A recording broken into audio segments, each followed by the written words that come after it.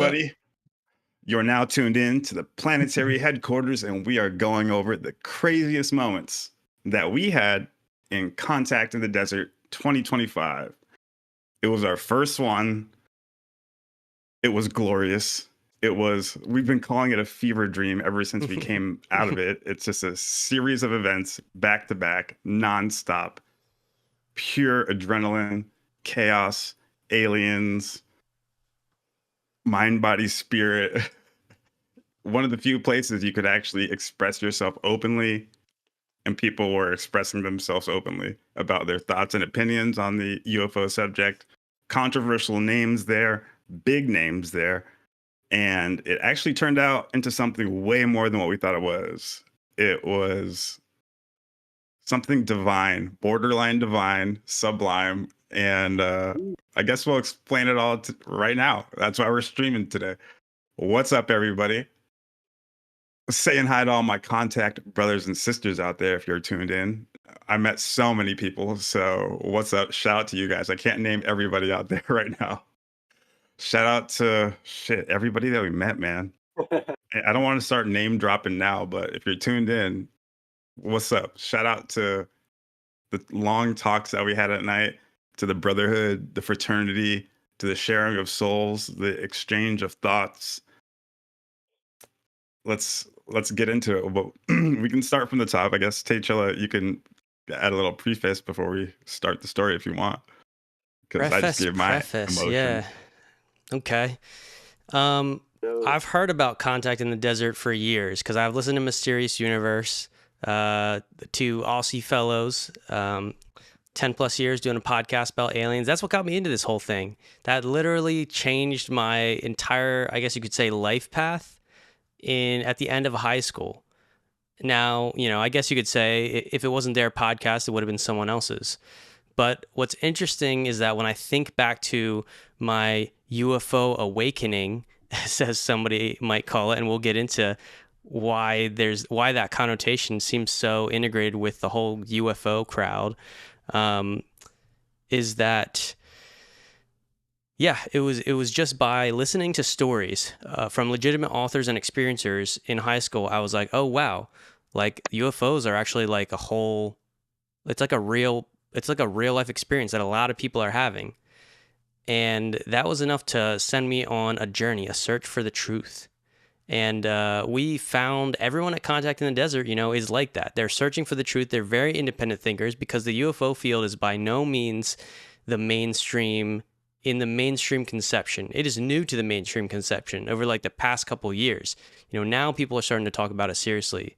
And so Contact in the Desert, I called it a break in the consensus reality of everyday life. We got away from the NPCs and we stepped into a whole nother world, the galactic, cosmically aware humans on planet Earth.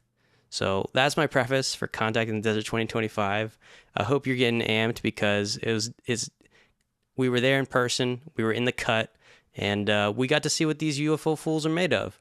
And we got to display our social prowess as well. And we made a lot of connections, a lot of deep human connections as well. We're not just there for like content or just to get a kick out of seeing some orbs with Chris Bledsoe. We believe that this is an integral part of the progress of humanity as a whole, becoming aware that we are not alone and asking the question of what that means, looking for answers, looking for wisdom, taking our personal experience. And I personally think that the same way I was catalyzed at the end of high school to totally change my worldview and revamp belief systems, I think that can happen for a lot of people, and it's for the better. So, Tyler, Brandon, I don't know if you want to chime in here, your UFO beliefs, wherever you're at. What's up? I just give it to us. I just gotta say that I know that's a really cool feeling when you're around a bunch of genuine people, and it's that rare moment when you're around a crowd of people and no one feels like a stranger. You're able to completely open up. I've had that experience going to a few conferences and conventions like the Urantia conferences. It's a really rare thing, and it's beautiful. It kind of gives you hope. Maybe someday the human race at large can share that feeling where we're all on the same page. We're part of the human tribe, and there's no longer that divisiveness. I think UFOs and just the concept of aliens, it's a cool concept. Whether or not we can ever truly validate it, someday we might be able to. And some could argue it's already been long validated numerous times, depending on how deep you get into the UFO lore and all that. But I mean, I think there's something vital about believing that we're not alone in the cosmos, because it kind of puts things in perspective. We're not just isolated on this rock, hurtling through space in a meaningless, nihilistic, accidental universe.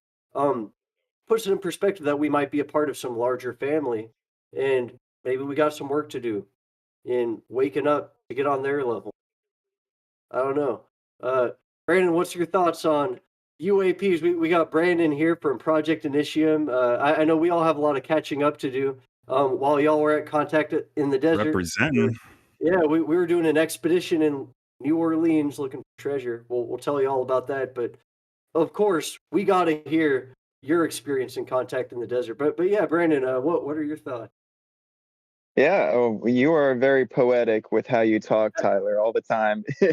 So, I mean, with the yeah, I mean, kind of like what you said, Tyler. I mean, it's awesome. It's awesome to be surrounded by folks that are so like-minded. You just open up like that, and and when I met Deadrick and Tyler and Taylor, all of you guys, talking to you guys, I felt the exact same way. It's so cool being surrounded by so many like-minded people like that. You just feel so comfortable to open up, and that's really what gets the brainstorm, the brainstorming kind of engaged. Everybody's like on the same frequency, and it's so cool. But overall, surrounding it, my thoughts kind of surrounding that stuff. I'm very much a believer. I don't believe it. I don't think it's real. I'm just kidding. Yeah, I'm very much a believer. Now I am undecided on what I think, the space beings, UAPs and stuff are, whether or not they're creatures like in Nope, or that's a very interesting take. That was such a cool movie just because of its take on UFOs and aliens and stuff. But yeah, I'm undetermined. I'm more in the angels and demons type realm. When David Grush was talking about interdimensional beings, to me that clicked inside my head, and I was like, Bible, interdimensional beings, demons, aliens, correlation, angels. So that's kind of how my brain. Pedophiles are going to take your kids. Yep. Freaking Alex Jones up in here. Yeah, that's my Alex. Yeah, that's kind of my thoughts surrounding it, all summed up there. But I'll let you guys take it away. Let's dive into this awesome experience. I'm stoked here. But yeah, yeah. I mean, we'll talk. We'll go over briefly, I guess, what we did in New Orleans as well. But I think we'll save most of that for a separate video. New Orleans was a very interesting trip, expedition, paranormal stuff one day, and then treasure hunting the next day for John Lafitte's treasure, one of his many hidden treasures. But a lot of interesting stuff. So yeah, let's dive into this, guys. Yeah, that's going to be the next one coming out. We're going to talk a lot more about that Louisiana trip, and we got the footy coming out soon. Separate mission, Legacy Initium, Planetary HQ Initium, like two peas in the pod, to cover more ground. Sometimes you got to split up, and that's what we do, So that's cool. Look out for that video and our first video of the gold hunting expedition. So that's coming out. But yeah, what's really cool about this meeting to me, okay, I picture a super advanced planet, like a super advanced planet that is like a galactic stopping point, a galactic rest station, a galactic resort. I don't know what you want to say. Galactic pit. A galactic pit stop. Some would say the Urantia worlds would kind of be like that, where everybody dies and they all wake up. No matter what planet you're from, you all wake up there, and you would see beings from every different planet. And the Urantia book says that you still maintain somewhat of your form even after you die. So they're going to look different than us, and we're all going to be ascendant mortals, but we're all going to be in the same classrooms, same feelings, same thoughts, but looking a little bit different. just imagining that in your mind, it's like, whoa, look at all these different types of beings. And now I think about, per the Urantia book, all the different races of humans we have on planet Earth. Normally on a planet, you don't have all the races mixed like this. The first it's red, then out of red comes yellow, then out of yellow comes orange, and so forth and so forth. And then they all blend in the end. According to the UB, our planet is the first and only planet where all colors appeared at the same time, which is a unique experience. So just walking around normally in 21st century, like America, you get to see all the different people, and it makes me feel like I'm on the Urantia worlds because there's so many different types of people, and it's like beautiful. There's like diversity, and it made me feel like I was literally in a galactic pit stop. Like I got like that almost dollhouse effect, or like some people call it the imposter effect. Not really the imposter effect, but the feeling that you get from the imposter effect, but not the imposter effect. Dissociation, kind of? Yeah, like dissociation, like, whoa, I'm like a mystical reality right now. People from all different walks of life, and they all have their own, ET philosophies, ET backgrounds, ET upbringings. And honestly, we went to this trip representing the Urantia Fellowship. They had a booth there. And, we read the channel a lot, or we read the book on the channel a lot. So they like that. And we collabed, and they had us come out on the booth. So that was really awesome. And we were kind of just going to vlog the entire thing, just do our own thing. Maybe even like, I don't know, try to do a live stream from our room or something, but just kind of attend the event. And for the most part, work the booth. But it turned into a whole different adventure. The angels had a different story for us. The midwayers were like, nah, son, we're pulling the rug from under your feet, and we're going to see how you stay afloat. We're throwing you in the deep end. And I was shocked because, I grew up watching Ancient Aliens. I grew up watching all these UFO documentaries, UFO movies, like The Program, The Phenomenon, just reading the Keys of Enoch. We read the Keys of Enoch all the time on this podcast. Let me guess, you met the author. And then all of a sudden, you're in a room with all these people. Magma, turn your mic. Wild. Magma, turn your mic. I think you want the LEDs facing towards you. Yeah. Right. All right. There we Don't go. kill my. Sorry. Keep going. Yeah. But yeah, I was about to say that. I was going to tell you that in the beginning, but whatever. What was I going to say? Fuck. You grew up watching Ancient room. Aliens. You grew up watching Ancient Aliens, and they were being there in the room with all these folks. Rhythm up, these motherfuckers. By the way, pause the live stream. If you were at Contact in the Desert 2025 and you bought a hardcover Urantia book, I say this one more time. If you bought a hardcover Urantia book from the booth, open up your front page. I have lost a prized possession. A signed book accidentally got sold from the Urantia book. Oh, no. And it is, to me, open up your book. Tell your friends if they want to Contact in the Desert. It's very important to me. I would like it back. I will give you another Urantia book, and I'll give you a legacy shirt as well. But open up the front page of your book, and you'll see a signature. It's Timmy, Deadrick, so, it's for me. And please just return it. Reach out. I really need that back. I would literally consider it my prized possession. It is a brand new hardcover Urantia book, signed with a personal message from JJ Hurtak, who wrote the Keys of Enoch. And it was probably as close to a freaking holy text as we do in this lifetime. We have a running joke. It is known as the Covenant. We call it the Covenant. The Legacy Foundation for Human Progress, the Covenant with Academy for Future Sciences.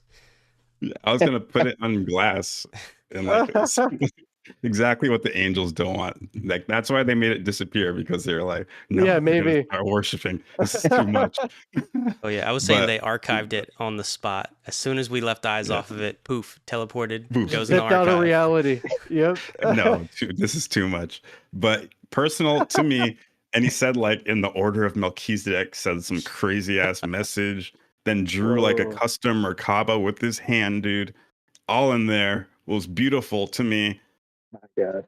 And I put it behind the Urantia booth. Me and Tachilla had to go take care of some business. We came back and it was gone.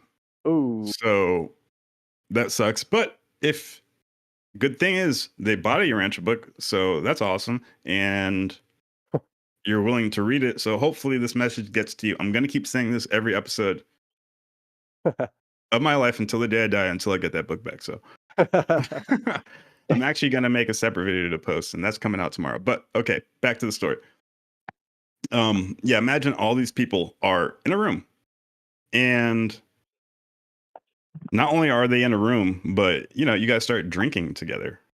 You guys actually start getting sloppy drunk and having fun, just telling stories, talking stuff, not sloppy drunk. I'm joking. Everybody had a few drinks and we're just, a little bit, a couple people were sloppy drunk. But it was great, dude. I guess, yeah. So like I said, we went out there to do the booth and literally just we don't know, we're going to attend the event. And then we got thrown into the room with these people. And it was a very intimate setting at the bar. Before we even get there, Tachilla flies out from Pennsylvania, meets me in California. I fly from Memphis and meet with family. Tachilla meets with me. He stays with me. We hang out and we do those little pre-contact live streams. I don't know if you're here from my channel and you were searching for Contact in the Desert and you happen to stumble upon these videos that we made where my kid's running around naked. Not naked, he has underwear on, but and I'm telling him to put clothes on. It's because we were the only people that put out videos named Contact in the Desert before Contact in the Desert came out. And it was just our pre-streams. We did them in California, having fun, talking about, just our philosophies, what we think about reality. They were actually very deep conversations, very late night. We were very tired after long days, but yeah, we were channeling our adjusters. Sorry about the audio for one of them. We screwed up and had camera audio going at the same time as microphone audio, but we fixed it around the 18-minute mark. But yeah, we had some pretty deep conversations. So that was leading up to it. What's funny is when we got to Contact in the Desert, right when we got there, somebody was like, "Oh, I subscribed to your channel." And we're like, "Oh, no way, dude." We walk up to the dude and the dude's like, "Oh man, I'm subscribed to you." And we're like, "Oh, wow, this is trippy." Kind of surreal. Yeah. But before that, actually, I want to bring it back. And we did drop this short on the YouTube channel. We linked up with my brother Devin and Erica, and they live in LA, and we drove up to Contact with them. Devin's really into trees. We have a YouTube short with Tachilla picking loquats, and they have a loquat tree. And the first funniest thing is we pull into the driveway, and Devin's like, "What's up, brother?" Gives us hugs and everything. We're chilling. And then he gives us 2 buckets and he's like, "Can you guys fill up these 2 buckets with loquats?" And we're like, "What?" And he's like, "Can you fill them so we can bring them for snacks on the trip?" And I was like, "What the fuck?" That's what you're doing. Fuck yeah, I am. So we did it. And I broke out. I'm a little bit of allergic, I guess, and my arms started getting all bumped and itchy, and I was eating them, and my throat was getting itchy, and it was no big deal. I kept doing it, man, because they were good. Like avocados make me Human experience. Yeah, exactly. And yeah, side story: avocados, I'm a little bit allergic to. When I eat them, it makes my throat prickly and my tongue prickly. I learned this when I was young because I'm like, "Ooh, I love how spicy avocados are." And people were like, "Avocados aren't spicy." And then I realized, oh, it's like I'm getting inflamed, but Whoa. I love it so much. I keep eating it. Worth it. Loquats did the same thing. And on my arms and the leaves, we were picking them, whatever. Great experience. So we brought 2 big Home Depot paint buckets of loquats to Contact, and they did sustain us for our special operation. I didn't even know loquats were a thing. I knew kumquats were a thing, but I guess loquats were a thing. So I never even heard of loquats. yeah, man, fuck kumquats, loquat gang. I wrote that shit in the shorts. So, but that's the funny thing. We're already and he has pet raccoons, so we're holding pet raccoons and pigs. So we're just thrown in this environment that's totally different than what we're used to. And we're already like, okay, we're in the mix. We can feel the spiritual energy start to go. You know that when you're on a trip, when you're in the mix, everything's moving. drive up, and that's what I said. We walk in. They have this little pre-show where they have a mixer. Like they say, like give out a little piece of paper, and on the paper that's like, find someone who has your birthday, find someone.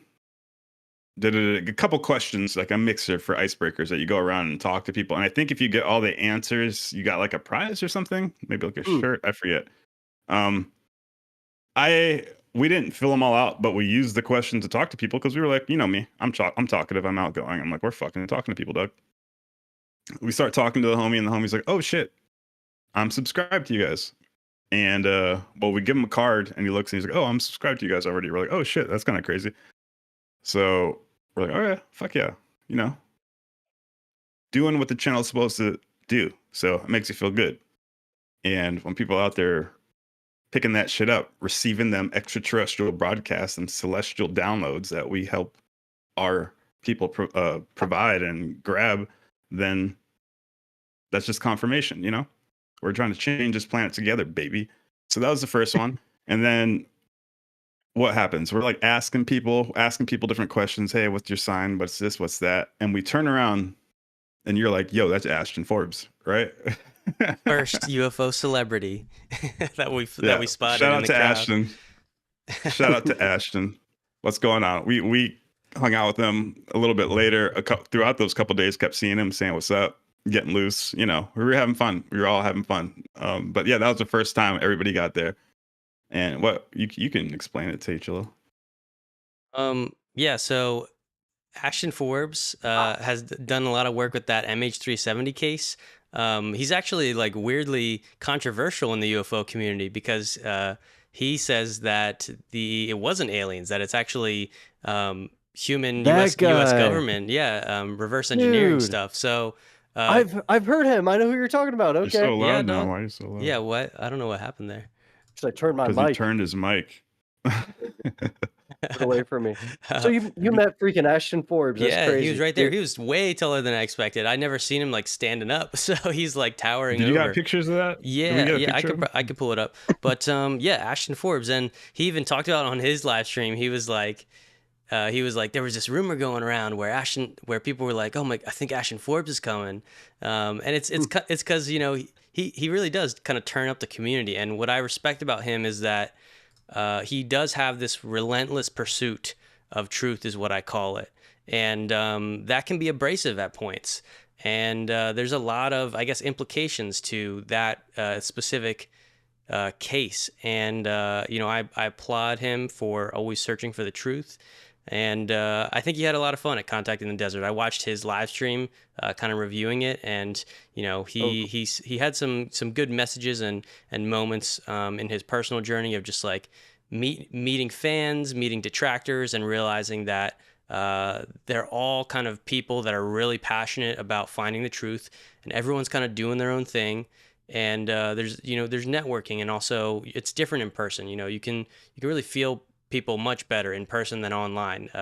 Online, immediately all the UFO stuff is like arguments on whether it's real, whether it's a AI deepfake, and but when you're there in person, generally the vibe that I got as well is that everyone's just working on their own thing. We got Planetary HQ.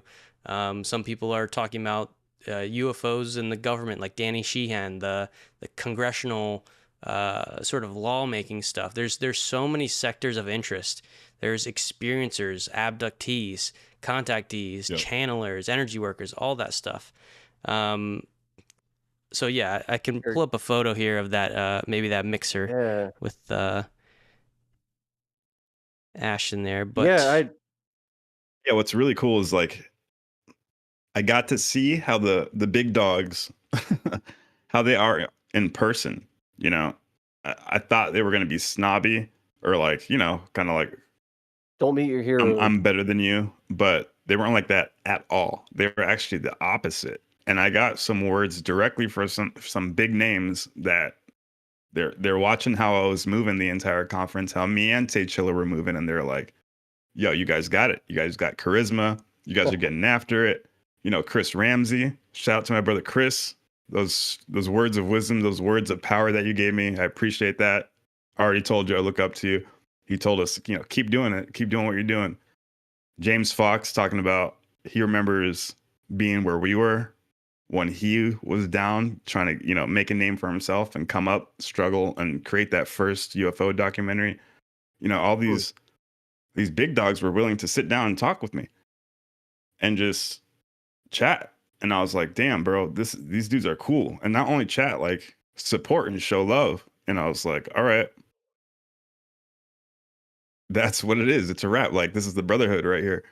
And obviously it shows motivation to get out there in the first place in order to, mix and mingle with this crowd and get the story out, get your message out, get your program out. And even because we got the channel, we're Planetary HQ, dog. We're over here trying to take over the planet. Mind, body, spirit, progress for every single person. We want every single person to hit their potential, and we're going to provide a system to get you to that point, so that when you're at that point, maybe you can communicate with aliens. But that's what we're trying to do. We're Planetary headquarters. We're repping that shit. That's why we're moving and grooving the way we do. Everybody else got their own thing. Area 52, Y-Files, new realities. Everybody got their own thing. And when they're really out here building the kingdom, when this isn't a game anymore, they're actually fucking trying to change the face of the earth. They're tired of just consuming media. You hear that? I'm just trying to activate you guys. They don't want to just look at a screen anymore. They want to get off their ass and actually make sure the reptilian lizard people aren't going to keep sucking the loosh from us. You gotta get off your ass, dude, and do it. Did the Starship Troopers sit on their ass when the bugs were taking over the planets? Hell no, dude. They got after it. Did the Jedi sit back and let the Sith take over? Fuck no. Are we gonna? These are all. It's called the hero's journey, heroic stories. This ain't a joke anymore. This is real life. Contact in the desert was literally a spiritual time warp in that vicinity. When you stack all of those mind, body, spirit complexes that are vibrating on that frequency together, and they're exchanging thoughts, aka exchanging light, beaming light back and forth. Because when I have a thought in my head, it's light. And then when I say words, they're just sound waves. So this sound that vibrates off my vocal cords hits your eardrum, and your brain can now see the light in my mind. So I'm using sound to transmit light into your mind. We're shooting light at each other's minds at a fast rate.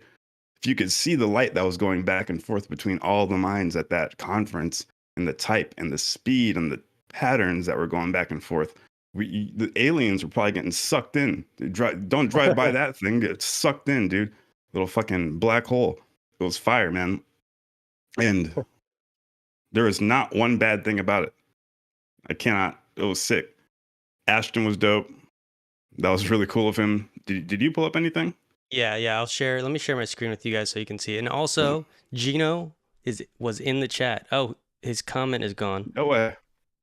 He was in the chat. I didn't acknowledge him fast enough. he said he was joking, and he said Gino was there just to roast everyone. I texted him and said we were live, so that's he jumped in here. Oh, shout out, thanks, Gino. I appreciate that, dog. He was the man. I was saving it, man. Gino, you hopped in too early because I was saving that story for our third guy here, Magma. He wasn't there, and I was trying to save some stuff. I'm a ghost. I was trying to save some stories for him, but yeah, now Magma, the third person of our podcast. Yeah, we met Gino from Y-Files. That's so freaking cool. We're telling the story in chronological order. We met him a little bit later, but geez, like I was saying, he's a brother, man. All these people, it really shows you how they move. It shows you think they're going to be stingy and fake and lame, but they're not at all. They're real people, and they're willing to have conversations. So that was awesome. Not only have conversations, support the squad. So that was really cool. Tachula got this picture of Ashton Forbes up here, the polarizing figure of Ashton Forbes. That's crazy. I got to say something about Ashton Forbes and Gino and all the people you met. A few things. One, it seems like, that quote, "Don't meet your heroes." When you meet someone you look up to, someone you've seen in the media or something, chances are, if they were a part of pop culture or something, the approach they took might have been kind of superficial and fake. But when you meet influencers who are genuinely spreading truth and trying to make the world a better place, they're probably the realest, most sincere people you're going to meet. It's interesting for Ashton Forbes. I saw recently he was on Timcast with Tim Pool, and Tim Pool was talking about how he regularly will talk about Bigfoot and ghosts and aliens, and he doesn't really get that much hate. But when he had Ashton Forbes on, he was getting this sleuth of negative comments, people hating on him and stuff. And it almost made him wonder, like, what is it about what this guy's saying that's so controversial? It's almost like someone doesn't want him saying what he's saying about government interference with UAPs and all this kind of stuff. It's really interesting. And I know y'all had to have heard about the metallic orb that was found in Buga, Colombia. Yeah, I don't know how we have not talked about that yet. I actually want to do a story on that and the Bet Sphere, you know, back in the 60s or sphere. 70s. The boogeyman. The Buga. What's it called? The Buga Sphere. Buga. The beluga whale. Yeah. I saw that video. Somebody pours water on it and it just starts like frying. I don't know if you saw that. I think I know what you're talking about. Yeah. I think Ashton Forbes was theorizing that could be actually like a military orb. Really? It has like the Klingon like symbols on top? I don't know. It's a cover. It's a psyop. It's a real floating orb, but they put the hieroglyphs on it. You see the video? They dropped a video of it floating around. I don't know if you saw it. I thought it was interesting. Saw it on Reddit. You know, people were flaming it as if it were fake, but it seemed pretty real to me. But what the hell is real, you know? Paul Hynek. There you go. Paul Hynek had the Bet Sphere at his house as a kid. Oh, no way. Really? Oh, that's trippy. Well, Bet Sphere that's a little bit different than the Buga Sphere. I don't think that's the same one, but it's in the I'm same just relating category. Relating it. Yeah, I'm just relating. Sure. I think there's been like 2 or 3 spheres, and that one was really weird. How they found it, like supposedly after a brush fire, they burned the entire forest. A forest fire came down. Everything got burnt down. They were walking through it, just examining all the burning, and they found it like just sitting there. That's pretty interesting. I'm not familiar with how they found the Buga Sphere, but we can probably do an episode on that in the next couple of weeks, probably next Sunday or so. I like that because I know when they scanned the Bet Sphere, the Navy stole it and they scanned it and found some weird them taking it from the family. Yeah. I heard they like Loki. I heard they swapped it out with a fake one. I heard Paul. Who was in? No, Paul Hynek. Wait, what's the main Hynek guy? Is that Paul?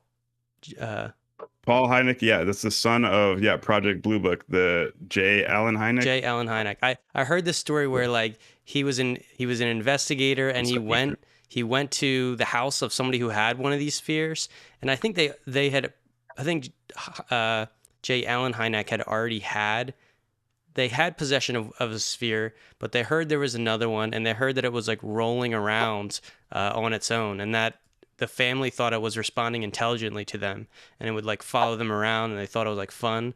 And so J. Allen Hynek goes to their house and is like, you know, investigating, just being like, oh, you know, I'm here to help, check it out. We're, you know, I don't know, NASA scientists, whatever he said. But then I heard that when he left the house, the family still had a sphere, but it had stopped moving after he left. Like it stopped interacting. And so the suspicion was that he swapped it out. So I don't know if it's a true story. I'm not trying to throw shade on J. Allen Hynek. But yeah, you know, the government wants their hands on them Bet spheres. I get it.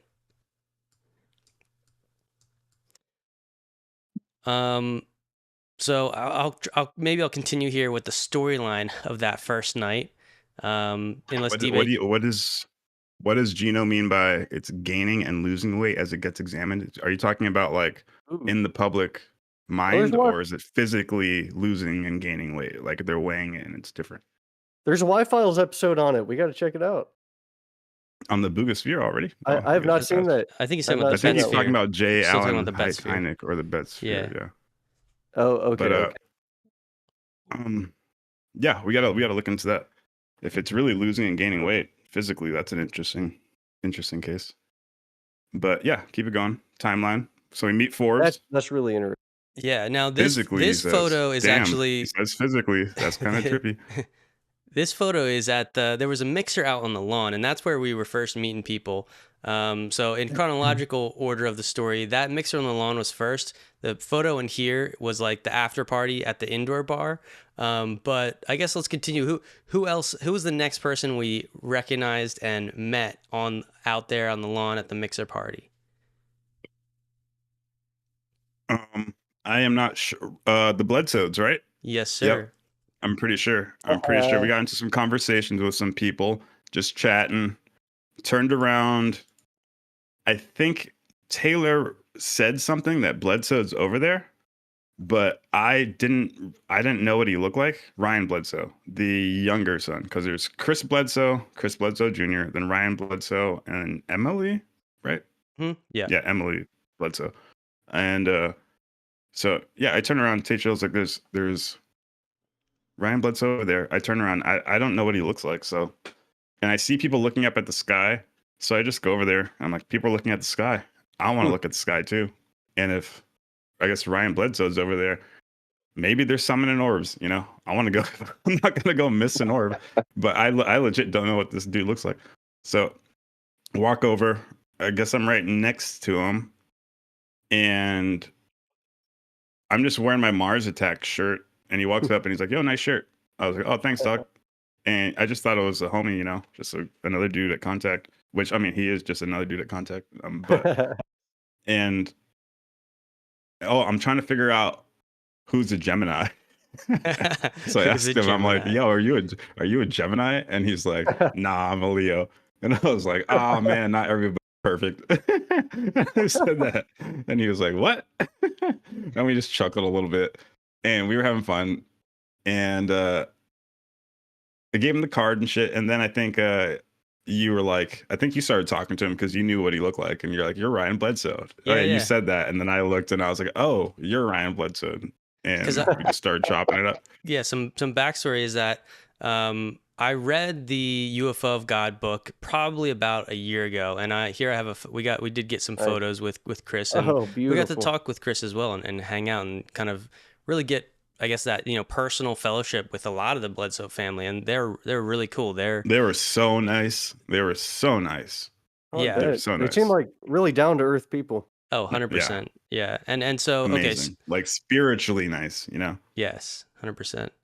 And yeah, so I had found, it was like maybe 6 months ago that I found that Ryan Bledsoe, the youngest son, does a podcast called Bledsoe Said So, and I immediately checked it out. I'm like, what is this? This is crazy. This is crazy. And when I found it, I was like so surprised because Ryan Bledsoe and his crew for the podcast, they're like esoteric AF. Like they're going hard in the paint, reading all the same stuff we are. AF.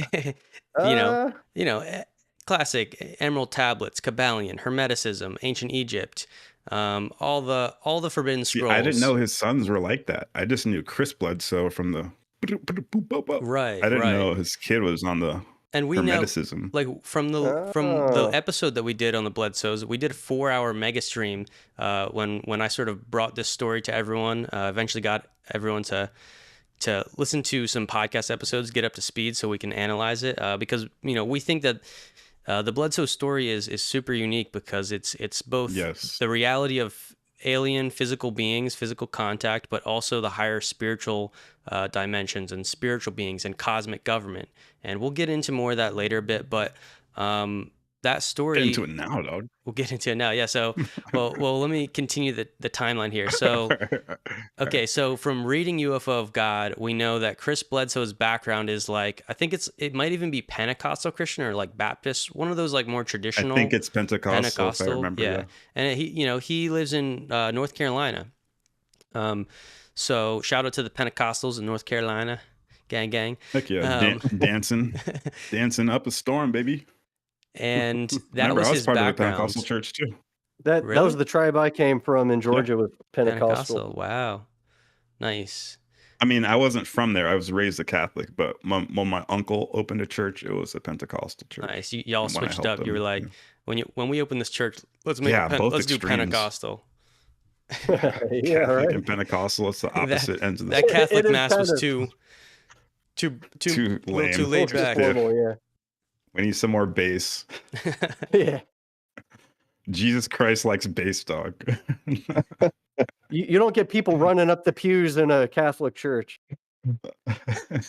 So Yeah, Calling they'd out in the probably spirit, speaking smite in you tongues. down and say you have a demon. Yeah. So anyway, Pentecostal church. So the Bledsoes have, or at least Chris Bledsoe, he had that background. And so when this UFO thing happened to him, like he got like mega ostracized in his community. And like Brandon Julie said earlier, like the demons and angels thing, that's what everyone around him thought it was. And guess which side they thought he was interacting with? Demons. The demons. I had to Classic. guess. It's always That's what they told Demons. Jesus It's too. always the Remember when demons. Jesus was healing people? They said you heal people by the power of Beelzebub. You know, Yeah. they say the demons listen to him because he has command over them. That was one of their charges against Jesus. yeah, it's like any encounter that's not. I think it's a general opinion that like all the crazy miracles happened in the past, and anything Yeah, new yeah. is like some sort of evil psyop from the demonic crew. It only happened in the Bible. Thousands of Actually, years I don't know, ago. the Catholic Church, they recognize miracles and stuff. It's just it's interesting. True. They're probably much more. Well, I know for certain that the Vatican is much more aware of like Chris Bledsoe's story than most of the Christendom, I guess Western Christendom world. And they even recognize that one of the characters, one of the celestial beings that Chris calls the Lady, the Vatican is even sort of looking at her in connection to other spiritual appearances, like I guess the Lady of Fatima is one. I don't know too many of those cases, but there's Like Oh. the Guadalupe Yeah. apparition. Yeah. and so yeah, anyway, they're connecting dots there too, so that's super interesting. But yeah, let's see, where was I going with? Oh, the Pentecostal thing. So what I'm contrasting here is like, they grew up Pentecostal Christian, had a bit of a falling out because his whole community sort of hated on him because he had that crazy UFO experience. But now his son, Ryan Bledsoe, he's doing like an esoteric podcast. So like, and I'm sure that was sparked, his search for truth was sparked because of all these events in the family. And so I recognized when I found Ryan's podcast that like we would vibe very, very similar to him. And so, when I saw him there, running around at the mixer, I was like, yeah, like that's Ryan Bledsoe. And then we ended up talking to him. That's the kind of encounter. We got more stories of hanging out with the Bledsoes, but that's kind of how it happened. And there's a lot of people to meet, and something Deadrick and I talked about is like when you're meeting like any type of celebrity, but even like UFO celebrities, is like we think that everyone wants peers, not like fans and followers. And so it's awkward if you come up as like a fan per se, and you're like geeking out, you're Yeah. trying to get autographs, you're just there to your first thought is I want to get a photo. But if your first thought is Clout like chasing. right, if your first, and look, we got a lot of photos here, but we always focused on the social interactions before any of the content or whatever, and that was really important because we're there to connect and live out the human experience. The fact that we got content is just because when we interacted with people and they were stoked and amped, they wanted to do stuff with us. They were like, let's do a video, like, hey, get a photo. So that's how we operate at The Legacy. We're not just cloud chasing. We believe that it's the human connection, that spirituality doesn't exist in a vacuum. And we got some videos on that. Amen. But yeah, so that's kind of the story so far. But Magma, Julius, any comments or questions so far? I know y'all are kind of sitting back listening, but just chime in whenever. Man, a lot of thoughts churning just throughout your whole story, your whole narrative that you're unfolding. It's interesting, the kind of the connection between the Catholic Church and UFOs. I remember Diana Pasolka in her interview on Sean Ryan, she was kind of talking about that, visiting the Vatican and having this association with someone that worked there, talking about like you wouldn't believe the secrets that are here, and then there does seem to be an interest. I don't come from that background. I'm not too familiar with Catholicism all too much, but in my encounter with Catholics, they're surprisingly open-minded. And it's interesting that this whole thing about like angels and demons versus aliens, my mind kind of goes to why not both? It was like just this past weekend, we were on a road trip on a camping trip. We saw a billboard that had the evolution silhouette, you know, with the primate evolving into a human and a big X over it. And it said the universe was created. And I'm kind of like, why not both? You know? That's one thing I love about meeting open-minded people that are just in the pursuit of truth, is that I mean the nature of the universe is a lot more mysterious than any of us are. It's a lot weirder than any of us are willing to admit. And I truly believe, you know, the universe was created. There are alien beings out there. There's extra dimensional beings. There's phases of reality that are beyond our comprehension. And it does us no harm to just express our belief systems. None of us have solid answers about any of it. But how mentally stimulating is it to ask these profound questions about the nature of reality and really get those thoughts churning? Oh, yeah. I like when my thoughts are churning. You're frozen. There you go. You're fixing it. But I guess to touch on it real quick, because I do want to touch this, and this will be the spiritual backdrop for the rest of the conversation, I guess you would say. So you have a little bit more insight on this, but when we met the Bledsoes, we actually had a friend. Well, so we came with the Urantia booth, you know. We read the Urantia book on this channel. We read the Keys of Enoch. We read the Law of One. We read the Book Everything. of Enoch. We read all the books, all of it that you're not supposed to read. The Forbidden Scrolls. That's what we read. And, you know, these institutions, they like when we read them. So that's cool. But there's specific truths that we found in some of these texts that pertain to exactly what we think the Bledsoes were experiencing. And we've been told this once before because, you know, Shane O'Mac, I met him at international conference. I met him at the Urantia International Conference because they reached out to me because the YouTube channel, and they wanted me to help film it. So, you know about that story. I went out there. That was cool. I went out by myself, solo mission, and I ended up meeting Shane O'Mac. And when you guys still there? You guys froze for a second. Did I? Yeah, still here. Cool. Yeah, so I met him. That was cool. Just chopped it up. We've been talking. Actually, he saw my YouTube channel and reached out. We started chopping it up over the voice chat. And then I saw him at the conference. We became boys, drank some beers, you know, had fun.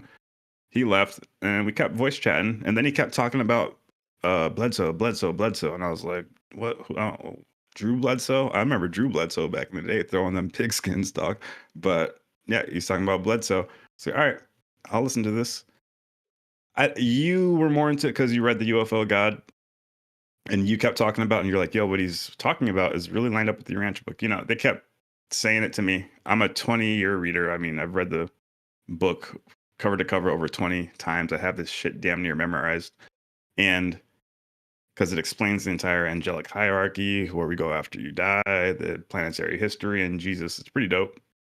I call it the highest, most detailed classification of extraterrestrial races known to mankind. And when you read it side by side with the Keys of Enoch and Law of One and all of these other texts, you start to see and even the Bible. Seriously, in the Bible, you start to see some weird data point correlation. So we were linked together from reading that book together on the YouTube channel, whatever. They start talking about Bledsoes. And they're like, listen to his story. And because you know the Urantia book, D-Bake, fucking listen to the story. We think, well, what he's going through is this. And I'm like, yeah, okay, whatever. Doing my YouTube channel right now. And then finally he drops the episodes on the, because we did an episode on him. You can go check it out in the live stream. It's called ETs and Angels, the Bledsoe story, and something about the lady. But it's in the live stream. Go check it out. Regulus we prediction. really dive deep. We're gonna do a part 2 because we actually have a lot more to say. I'm gonna give you a little snippet, little background right now. But so they get me on the story. I'm like, all right, let's listen to it. I listen to it. I'm like, holy shit, dude. Uh-oh. These dudes are actually experiencing something. And we started to get some conjecture on what it possibly could be. And I'm just gonna drop it on you, Magma. So Let's hear it. I'm gonna Lay it on speak me.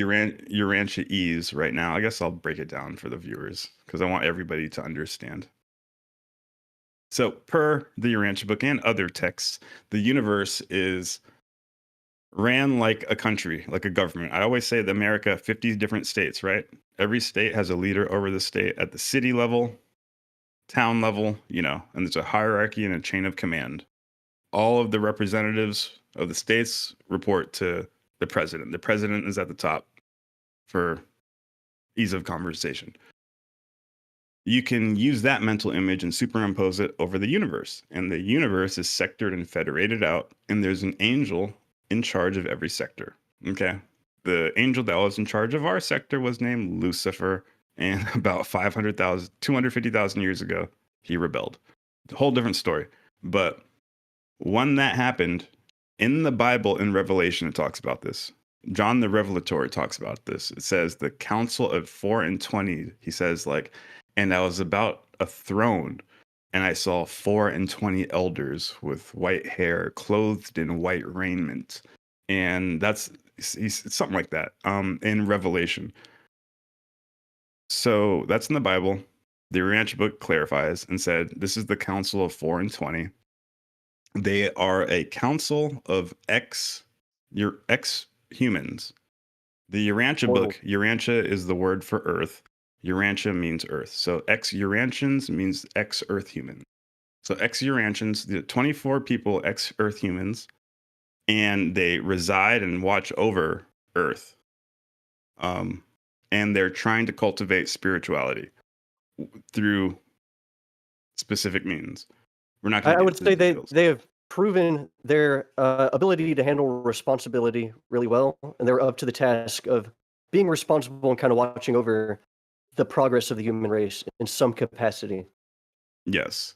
And in order to get on that council, per the Urantia book, it says that only 16 or 17 seats are filled, and there's more seats left open. So if you go hard enough in this lifetime, if you get other people to hit their potential mentally, physically, and spiritually, and if you change the planet Earth for the better, put in more than what you took out, and you go hard enough, you could get a seat on that council, baby.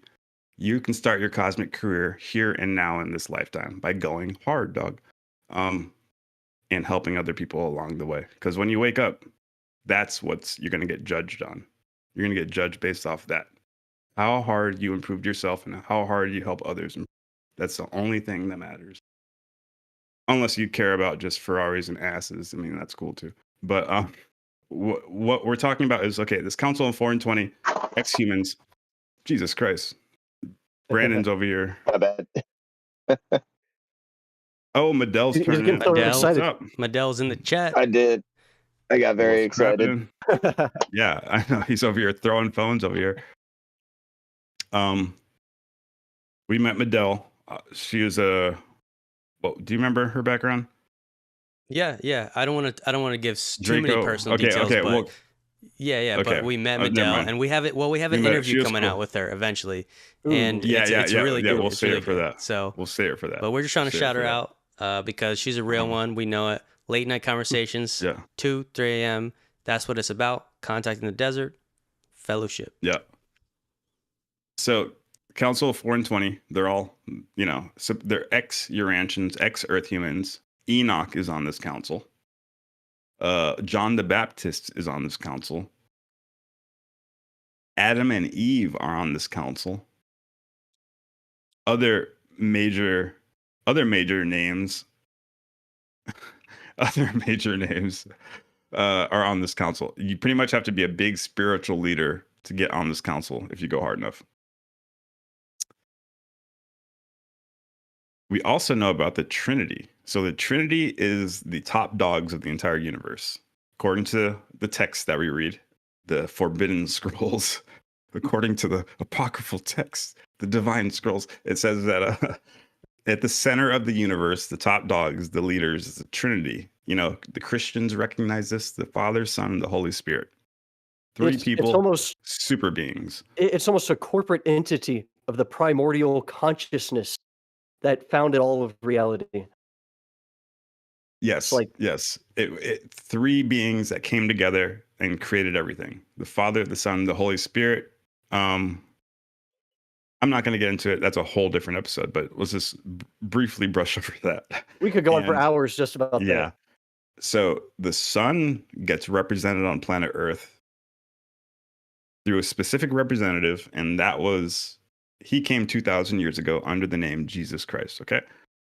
The Father gets represented because he's inside of you. You have a divine spark inside of you. And that is how you see the Father is within you. He's not far away. He's inside of you. You can feel it. And you should use it because he's there to help. And then the Spirit, this is how the Bledsoe is tied in. The Spirit, how Chris is getting contact with the lady.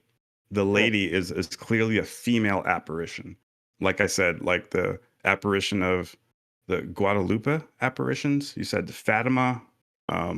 There's other gods, Hathor, a lot of female depictions. Even the appearances history. of the Virgin Mary are very much associated with the feminine aspect of God. Yeah. So that's the Father, Son. What up? You got some? If I'm not derailing this too much, would you even make a connection with Jake Barber's, egg-shaped UAP experience? Oh, nice He connection. talks about like a divine feminine kind of experience he had. Great connection. Yeah, exactly. And he was flying a chopper and almost broke down because he felt that feminine energy, but he kept it cool because he's a cold hard killer. Magma, can you try restarting Discord? Your audio's doing the glitch out, but it normally restarts. Yeah, I know that. Sorry to break the stream, but 30 Discord programs on my computer. Yeah. No, that's cool. We want the viewers to hear the audio. Yeah, good. We want to make but sure. Yeah, moving on. Okay, so the Father, the Son, the Holy Spirit, how they're represented in your actual reality, not just abstract concepts. How you connect to the Trinity. This is a real life thing. Jesus was a real person. You can connect to these cosmic forces. Consider them like cosmic Wi-Fi that's pervading the entire universe. And if you tap into it right, you will experience a life that you never thought you'd possibly could experience. I'm pretty much saying that Father, Son, Holy Spirit is represented in you through your mind, body, and spirit. So if you grow your mind, body, and spirit, if you focus on learning languages and, seeking spiritual truths, learning about science, if you focus on eating healthy for your body, if you focus on exercising, if you focus on treating your fellow man good, if you focus on helping your fellow man hit his potential, that is you reflecting and working on your personal Trinity. So when the Trinity, this is a reality. The feminine aspect of the Holy Spirit, we believe, is what the Bledsoes are experiencing. Now, hear this out. You know how the Urantia book works. It usually will use a person of divinity status who is close to the planet to represent the Trinity, right? So like Jesus, an ambassador almost. Like an ambassador. So Jesus was the ambassador for that Trinity son, right? We think that Eve could possibly be the lady. Whoa. Because we know the Council in 4 and 20 have permission to do special operations on planet Earth per the Urantia book and even the Keys of Enoch. And we met JJ Hurtak at Contact in the Desert, the writer of the Keys of Enoch. That was so cool to talk to him. But so yeah, we think he's getting a true ET contact. This ET contact, we believe, our working hypothesis. I have a couple other. I'm not married to. This is the Forbidden Scrolls. We throw everything at the wall and see what's theorized. Yeah, theorizing, bro. This ain't my fucking. I'm gonna die on this hill, but yeah, this is a hot take. I'm saying that. So because Eve would probably be the closest female personality to Earth, and That we she's know of. the mother of the human race. The Adam and Eve were supposed to be the mother and the father of our You're planet. right. Remember? You're right. Yeah. So she would be the best representative that Oh, the Holy Spirit would choose to represent her on planet Earth. And because she's on the council in 4 and 20 that John saw in Revelation, she's the closest. So she would be the perfect person. If the Holy Spirit were to give orders to help Earth, she would be in charge of that because she's that female personality, you know? so a few thoughts on this, and I'm really curious to hear maybe an elaboration on how you're making this connection, but I kind of see it. So we know, using Urantia book jargon, Jesus Christ, Christ Michael, he is the you could say director of our local universe. He is the Yeah. administrator, I guess, if you want to say that, the sovereign of our local universe, and his feminine counterpart would be the local universe mother spirit. In the Trinity, on a very high level, abstract kind of level, the infinite spirit, the third source and center, the conjoint actor, all different words for the same thing, is the divine mind and the source of mind. So in the New Thought movement, when you hear references to infinite intelligence and you're turning on like a tap, you're tapping into the infinite intelligence. That's where you're getting brilliant insights. You're actually kind of tapping into the infinite spirit. Likewise, the entire universe is a thought in the mind of the infinite spirit. We are being sustained in time as a memory, which is unfailing. The infinite spirit isn't going to go to sleep and forget all of us when we cease to exist. It's high level, infinite mind, infinite processing power. But that's consolidated and trickled down like power through a substation down to our level. And so it's a good analogy right there. The trickle down, the attenuation of God, how it decreases in order to make contact with us lowly mortals. Yeah, and I know I'm going to piss you off saying this because I say it all the time, but a man can build a house, but it takes a woman to make it a home. Now this analogy is that he says it all the time. God the Father built the house of the universe. He's providing this source of energy that's flooding into reality through this holographic fractal we call home. The infinite spirit is consolidating this into a realm we can move about in and understand as sons. We are a part of the son side of the Trinity. And so the local universe mother spirit would be consolidating our local universe so we can understand. And so you're postulating that perhaps if Eve is kind of the mother of the human race in a way, and is on the board of the 4 and 20, that maybe John saw in Revelation. Maybe she's like a representative of the infinite spirit to those that are receptive to that, have that kind of right-brained, emotional, intuitive kind of side to them, like Jake Barber, a hardened special ops kind of guy. He's still got this creative aspect to him. I know that that's interesting. We know about the Father representative. Everybody knows about the God inside of you. Everybody but knows about Jesus Christ, the Son. But how does the Holy Spirit, the Mother Spirit, appear? What does that look like? Let me drop some heat in here. So cook an egg, my boy. Here is why, and I feel like during the weekend I actually came up with this idea that Eve. I'm pretty sure we were driving in the car, and I was like, I gotta take credit where it's due. For the record, this is my idea. So I'll let you guys explain it, but I want to bring it home here for a sec. So, but I said council on 4 and 20 after, right? Whatever. Go. I already knew she was on the council, bruh. But you can get your. There you go. That's your. I already knew. You just tagged yourself in the photo. You're in. We'll call this a collab. No, we're playing. Yeah, I appreciate that. Thank you. I appreciate that. So here's my kind of pitch is that, quick primer, the Father consciousness. And again, when we say Father, Son, Holy Spirit is the Mother Spirit. you can also say first source and center, second source and center, third source and center. The Urantia book says that on many planets, there is a different name for the Trinity. And so what we have here, when we say Father, Son, Holy Spirit, that is a human concept. It's a concept of human family, which is the core working social group on planet Earth, that the human family. All of our social interactions are based around this idea of family groups. You know, even in tribal relations, that's still the first social group that forms. It's the family.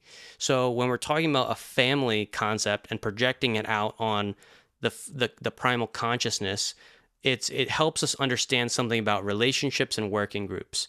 So the Father, the Son, and the Holy Spirit are the first, you could say, manifestations of self-awareness, individuality. I am Saying in the universe isn't even correct. This is before the universe. This is mind over matter, because mind truly is before matter. All matter that exists, it exists within the thought of God, the thought of the infinite creator, the intelligent infinity, as the law of one would say it.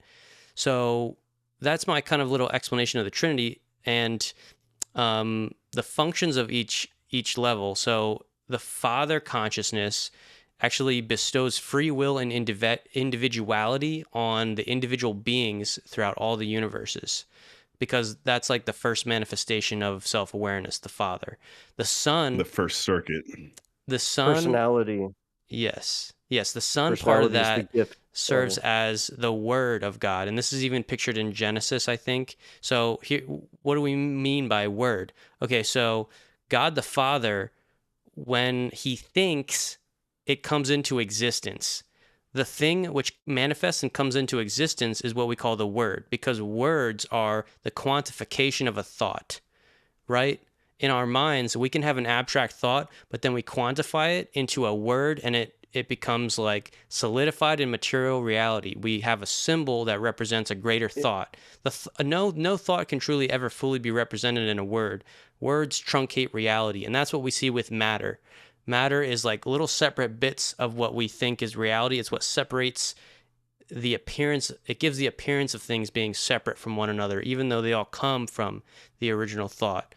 Okay, so now get to the Holy Spirit, the Mother Spirit, the cosmic mind.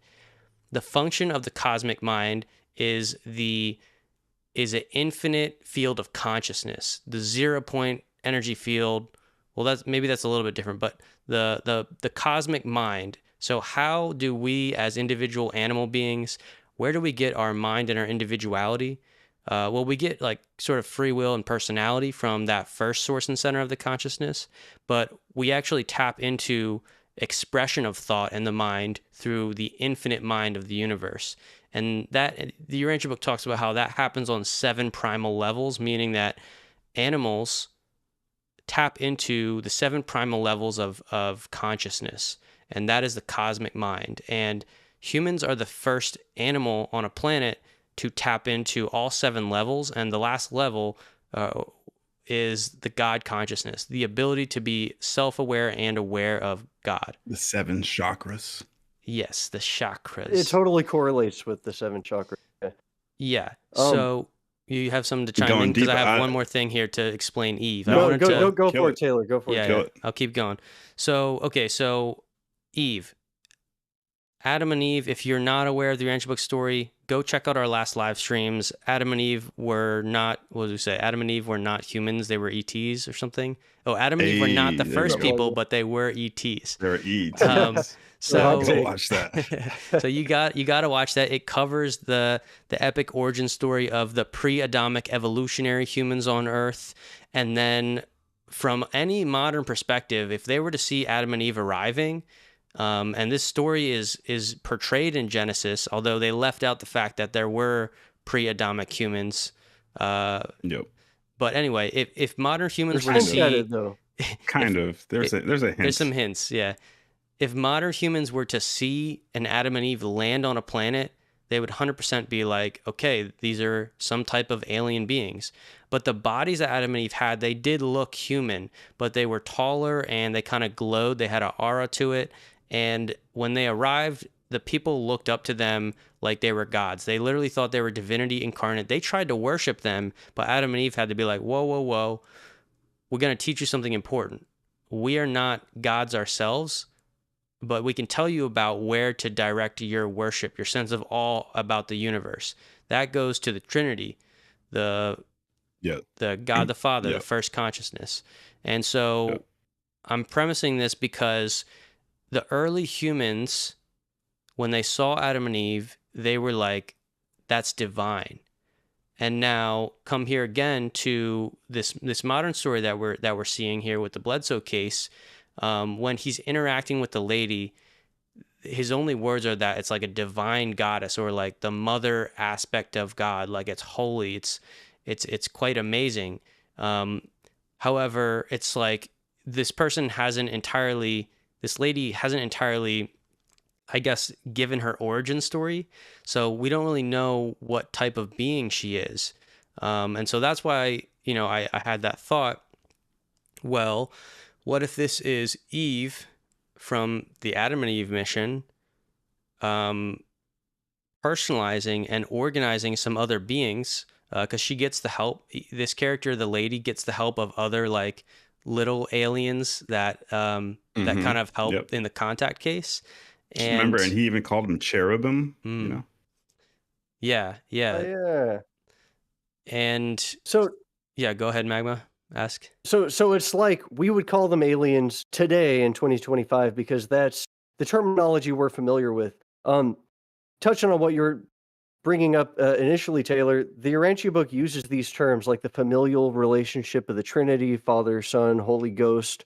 It uses Bible terminology because that's what we're familiar with as human beings. We have a Bible, and that was one of the highest, if not the highest, representation of cosmic truth we had ever received. So it's fitting until the Urantia book. Yeah, right.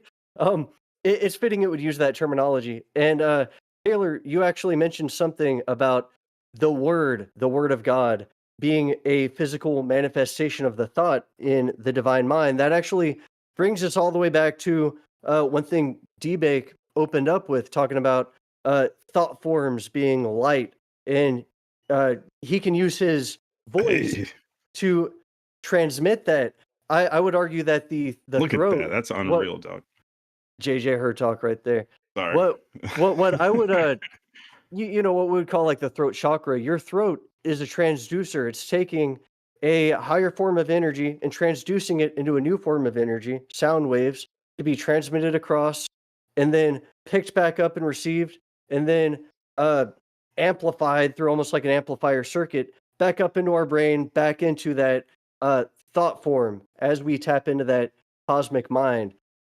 Really interesting stuff. And obviously, I could go on all day talking about how the Trinity uses its threefold combination into 7 different combinations, and that's where we get the sevenfold nature of reality, from the harmonic scale to the Roy G. Biv spectrum and all that. But I'll save all that for another time. Don't tease me on the 7s. Some blue balls on the 7s. Some esoteric blue balls. Got my third eye, like, dare I say, throbbing? Is that too much? All right, I'll give you a release. Listen, I'll give you a release for the viewers who have no clue what we're talking about, throwing around all this jargon. Because we're deep in it. We've read this like 3,000 page text 3,000 times.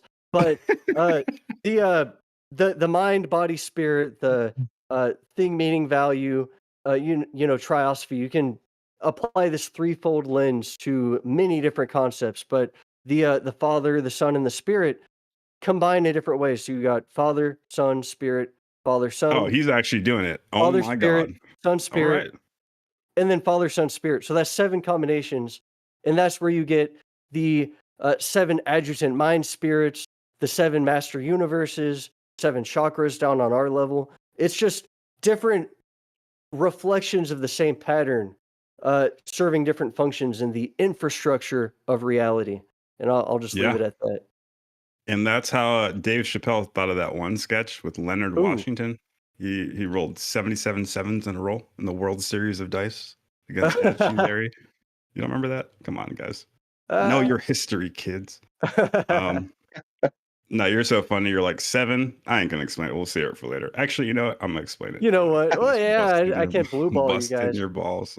All right, so you got to lead me up to All the right, let's keep it JJ going. Let's Hurtak. keep it going. Yeah, let's keep it going. we got a lot more narrative here. Yeah, so that's what we're talking about. So to build some backstory, we truly think this Bledsoe case is something very important and that the world should tune into. I would bet cash money that they're in contact with not ETs, but with divine personalities. I'll lay it at that. So let's keep going. I'm not saying they're divine. I don't worship no man. Okay. I worship freaking the Father. Worship the Son, Jesus Christ. I don't worship people. You should never worship people. That's crackhead shit. Don't do that. Be living under a bridge in no time. Fucking only the Father, the Son, the Holy Spirit deserve the worship. Yeah, don't. But I do believe divine personalities do choose regular human beings to build the kingdom, to help uplift the planet. Jesus did that with the apostles. You know, look at Planetary HQ, you know. All right, moving along. So we meet the Bledsoe, we're chatting, right? I guess we just say hi, and then do you remember what we did from there? Yeah, we honestly didn't chat too much the first night with Ryan, No. but it was after the mixer that I think that was when we went to the bar, and that kind of gets us to this photo. Yeah. With this crew. Anyone Ancient recognize? aliens. Anyone Oh, recognize yeah. some of these folks? Yeah, dude. Let me the name drop dudes on the them. left and the right. D-Bake and Tay Chilla, dude. I Deadrick think and the most Taylor. famous there. Y'all know them. And then Mr. James Fox, UFO documentarian. The Program, the latest film, The Phenomenon. I think he has another one, Moment of Contact. Moment of Contact. I think that's the Virginia case. Absolute killer. He's an independent filmmaker, like out here running gun. He told us some epic backstory. We got some reels at it. So good. He's like a real one, and he's out here getting the story. And he's also network. He's also a really cool dude. So he was out like the first night. Like, so after that mixer on the grass, they're getting people us talking, you know, then it's getting later and that event's over, and you know, everyone's kind of heading over to the bar and it's milling about, and that's when we see some of these other faces. Nick Pope, and I think Nick was probably the third person that we see. So Ashton, Forbes, Ryan Bledsoe, then Nick Pope, Ancient Aliens shirt. And Deadrick is like, I grew up on that shit. Go ahead, tell me. Fuck, dude. Yeah, I guess we're walking from the outside. We're walking into the lobby. And for some reason, I need to go out to the car, I think. And I'm with Devin. And I'm walking up the big lobby stairs. And I see Nick Pope come into the front door.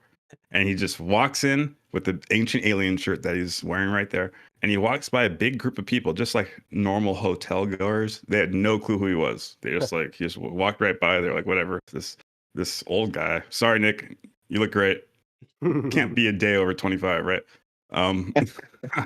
You know, just a damn, I was gonna say cute looking man. Sorry, Nick, again. A sturdy looking man. You know, this guy walks in, nobody noticed him. They walk by, and he goes down the stairs, and I'm like, oh my God, that's Nick Pope. You know, my brain starts flashing Ancient Aliens. I fanboy out a little bit. I do. Because, you know, I grew up watching this shit. I got to a little bit. And this is my first contact in the desert. I mean, I was trying to hold it in the entire time, but we'll keep going throughout the story. I'm going to reveal it, obviously. But I see him and I walk up immediately. I'm like, hey, Nick, you're Nick Pope. Can I shake your hand? And he looks at me. He's like, huh? Yeah. Shakes my hand. And we got a picture. That was super cool. He walks downstairs and I'm just looking at Devin. And we came with Devin, California. But the thing is, he doesn't know anything about who is who in the alien world. He doesn't pay attention to any of that. He doesn't really know the name. Shout my boy Devin, but you know, he knows the Urantia book back and forth. I'm trying to explain how sick this is, and he's just staring at me with the blank face, and I'm like, damn it, no, like, God, no, like, it's Nick Pope. And he's like, oh, okay. I'm like, it's the ex-UK minister, the former UK minister of defense, you know, tripping out. Whatever.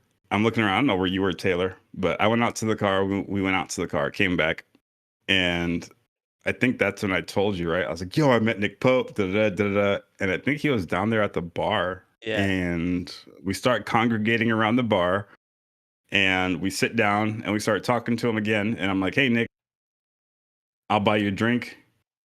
And he's like, okay. We sat down. He ended up buying me a drink, which is cool. Ooh. He bought me a drink. Nick Pope bought me a drink. But we sat down next to each other and we started talking. And he started saying some crazy stuff. Dude, should we? And come on, I gotta know. We're talking about James or Nick Pope.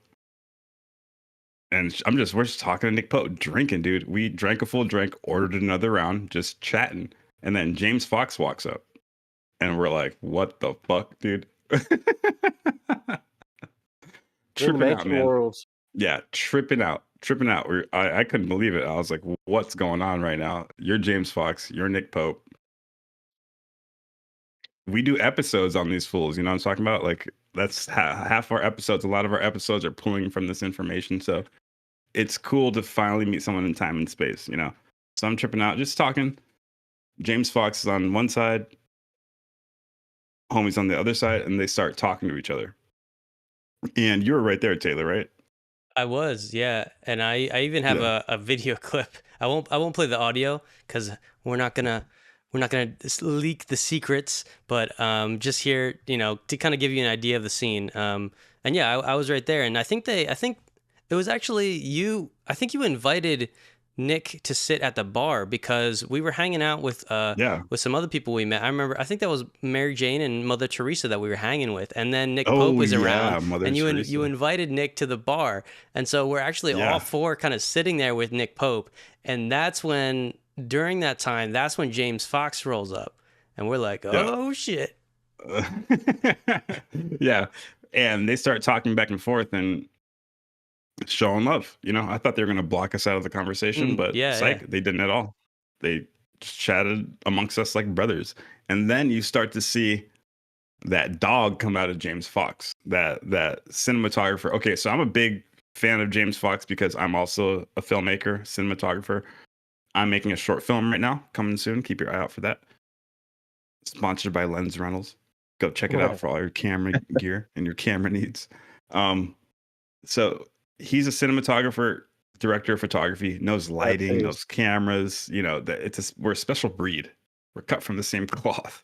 I am James Fox. No, I'm just kidding. Look at that face, that expression you're making. You're like, I can't believe I'm here. That's literally right now. D-Bake's like, well, I don't know what to call it. What kind of face is it? I don't know. Stoked. Yeah, and that is this happening? This is when. So James Fox, you know, he's talking, but he's also like, we could tell like he wants to get to like something interesting going on, and so I think Nick here is showing him something on his phone, and D-Bake's immediately like, oh, what's gonna happen? What's he showing him?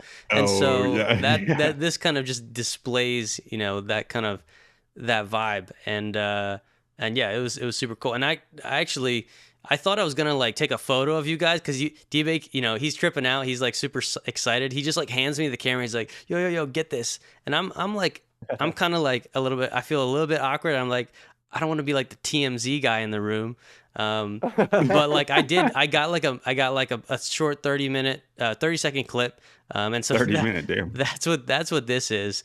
Because like I said before, you know, when you're socializing and stuff, it's important to actually connect and be a person there. Yeah. And then, you know, if at some point, you know, they want to do some clips together, then do it.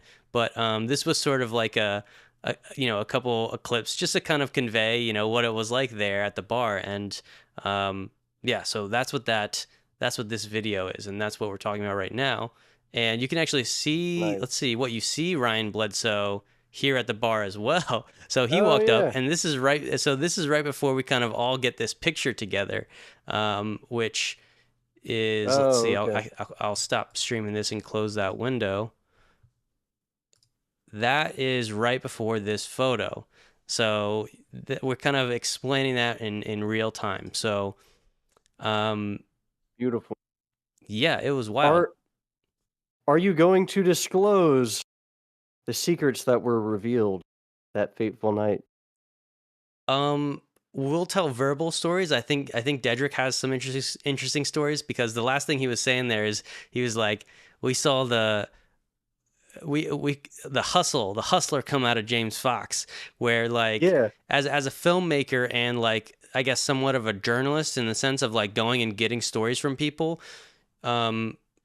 He is we kind of see this like look on his face as he's like networking and talking, and he's like getting people interested. And I guess what happens next is that James Fox, after kind of chatting briefly there right at the bar, he goes, what did he say? He's like, let's go outside, everybody. He said, let's go outside. And that's when we were like, oh, he's taking Nick Pope with him, and we're getting left in the dust. He's and we kind of sit there. Yeah. We kind of sit there and like, we just lost Nick Pope, Ancient Aliens. The competition is real. And but lo and behold, mid-stride, dude. What does he say? Yeah. Mid-stride, I'm like, oh, okay, like that was fun. I get it. You guys are big dogs. Y'all want to go talk. Right when like James Fox like grabs Nick Pope, and he's like 3 feet in front of me, and I'm like, damn. And then he looks at me in my eyes and goes, hey, are you coming? And I was like, at that moment, I was like, what the fuck, me? All right, I'm fucking coming, dude. And then me and Tate Chilla went out, and we just chatted up all night long, drinking, telling stories. It was sick, dude. And that I think Ryan was out there with us as well. But I think Ryan came out. So that was also our first kind of longer interaction with Ryan Bledsoe, because we had met him very briefly earlier in the night. And that was just sitting out at the couches by the campfire. And then D-Bake has some funny stories of observing and listening to the conversation James Fox is having with Nick Pope. Oh. Yeah, come on, tell us. What, are you talking about The Secret? Oh, you the secret. Come on, you got to disclose. Honestly, I forget what the story is or the secret. It wasn't a secret. It was just a cool little story. But what were you talking about? Yeah, well, that's what I'm talking about. Well, I was talking about how we're like watching James kind of like talk to Nick, and we're like, oh, he's about to get a story out of him or something. And so D-Bake's kind of there, and he was close enough to kind of be a part of that and listen. So pick it up from there. That's what I was talking about earlier. Like when I saw that dog in him, I was like, this is a cinematographer. This is a true filmmaker right here. You know, you could see he was politely questioning elegantly, but still wanting that hot take. You know, he was digging for that 100%. Scoop. And like, if you saw his personality at work, you'd be like, geez, you understand why he's James Fox. You know, he's a great talker. Draws you in, intimate, sincere, all of it. You know, when you're a sincere person and you genuinely love people and have compassion for people and only want to help the planet by getting messages out, you know, you start to develop an energy, and people can feel that. And he definitely has it. But he definitely wants the hot take in the story too. Because he's a documentary filmmaker, you know, like he's looking for the next story. So he was, you know, questioning Nick Pope in certain ways. You're like, damn, oh wow, he's really good. Friendly, it's but interesting. prodding. It's really interesting you mentioned that about his character, that he's cordial and he's sociable, he's real friendly, but he's also digging deeper and deeper into the personality he's engaging with. We'll get into it later, but me and Brandon's expedition we went on weekend before last while y'all were departing for Contact in the Desert. I was amazed at Justin's ability to interview. He's got a special talent for that, but he would approach someone, and he just has a natural talent for engaging with someone, getting them comfortable in a situation where they don't feel like they're on the spot or anything. And then all of a sudden, like, they seem like a cloistered, closed off personality, and all of a sudden they open up, start revealing all of these details and all this information you never would have, like, I never would have got that personally. So I think that's very valuable when you actually encounter someone who has that ability. Yeah, it was sick. It made me cry. No, it was amazing. But so I hear him talking. I hear him, you know, putting on laying it on thick, if you will, but in a nice manner. And, you know, asking questions like, what are the secrets, pretty much? Tell me some.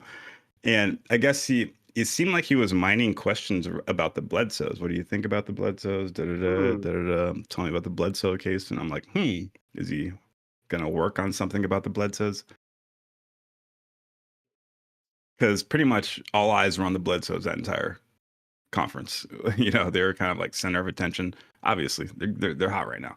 But what the fuck was I saying? Oh, he's mining questions about the Bledsoe from Nick Pope.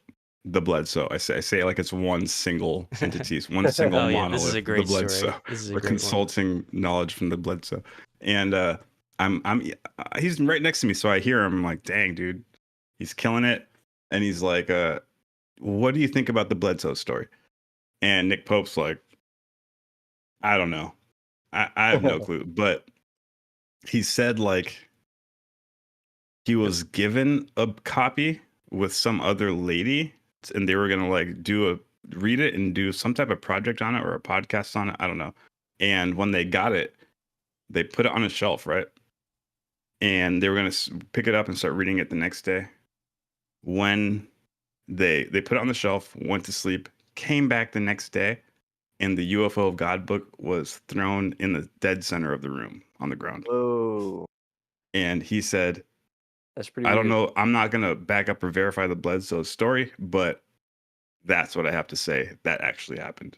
We were like, wow. A we looked at each literal other and shelf we were like, elf moment. What? And James Fox looked at me and was like, did you hear that? And I was like, I just saw that in real time. Yeah. Man, this is lending credence to my personal theory that your missing Urantia book copy was actually taken by invisible beings. How would you feel if it just materialized in your room one of these days? How would you feel if it materialized on Nick Pope's bookcase and he opens it and it's like, right? To Deadrick from JJ Hurtak. Yeah. The Covenant. It's like the covenant between the two books that we always read on this channel, you know, like the Urantia book and the Keys of Enoch. And low key, like JJ and Desiree, like they never name drop the Urantia book, but like there's terminology in the Keys of Enoch that coordinates with it, and so if you know, you know, and we both kind of know. And at this conference, we kind of like bridged the gap, and Deadrick had some conversations, and like. You know, Hurtak signed the book, the Urantia book. That shit was crazy, dog. So that shit was crazy. Let's get there. So what kept happening that night? That was the highlight of that night. Yes. For the most part, right? We kicked it with. Yep. No, we kicked it with Ryan until like 3:30 that night. Pretty much the whole crew was out there till 3:30, and then we just broke up. Time to go home. Got zero sleep. Woke up like at 7. Got like 2.5 hours of sleep. Yeah, no, for sure. That first night, wasting no time. That first night, we were back by like 2:30. I think it was 2:30 or 3 a.m. when we got back to we were actually camping, which was sick. I honestly, I attribute the energy that we had to Mother Gaia herself, because we're out here tired as anything, and falling asleep at like 3 a.m. in the desert. It's like just hot enough to not sweat at night, but you're also not like in your sleeping bag using covers at all. And so it was chill, but like, dude, it was crazy. We're sleeping from like 3 a.m. and then we got to be back at like 8:30 a.m. And so like but when the sun hits at 7. 6 a.m., you're fried already. You can't sleep past the sun, dude. Okay, it hurts. There's no sleeping in. Yeah, 3 to 7, 4 hours of sleep. That was the average sleep we got each night. You can sleep after contact in the desert. Yeah, exactly. I still haven't caught up on sleep yet. I still feel tired, but that's the price you pay for living life, baby. Priorities, baby. Yep. This is a little precursor on my shirt. You see the seraphim. That's what I'm doing right there. It was something that we saw later that angel. Night. Biblically accurate angel. And it's similar to what we saw that night with the Bledsoe Skywatch. We'll get there. It's a little hint. It's a little hint for later. But this will be a nice time to plug the Legacy tees. Hey, I'm wearing them in a couple of these pictures. I'm not wearing them right now, but go check them out. You know, the link is in the description. We always have it. Pretty much Legacy blasted across your chest. You got the symbol. We have different iterations. You can have the symbol on your chest, symbol on your breast, if that's your thing. Legacy across your chest, different colors. Got them for the ladies, got them for the guys. Only $30 a pop. We're only making $9 profit. Cost $21 to manufacture.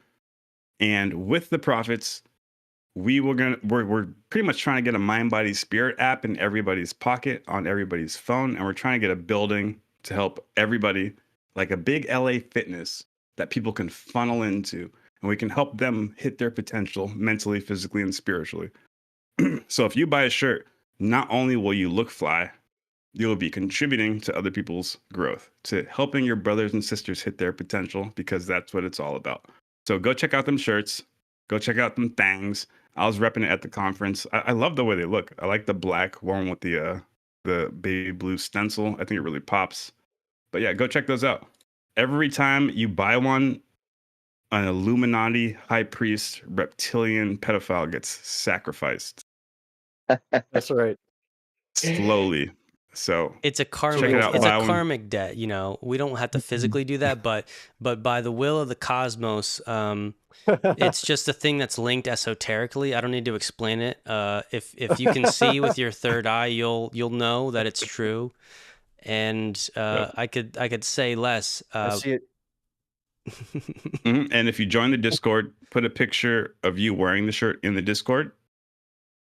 We got something special for you. Hell yeah. So that's that swag right there.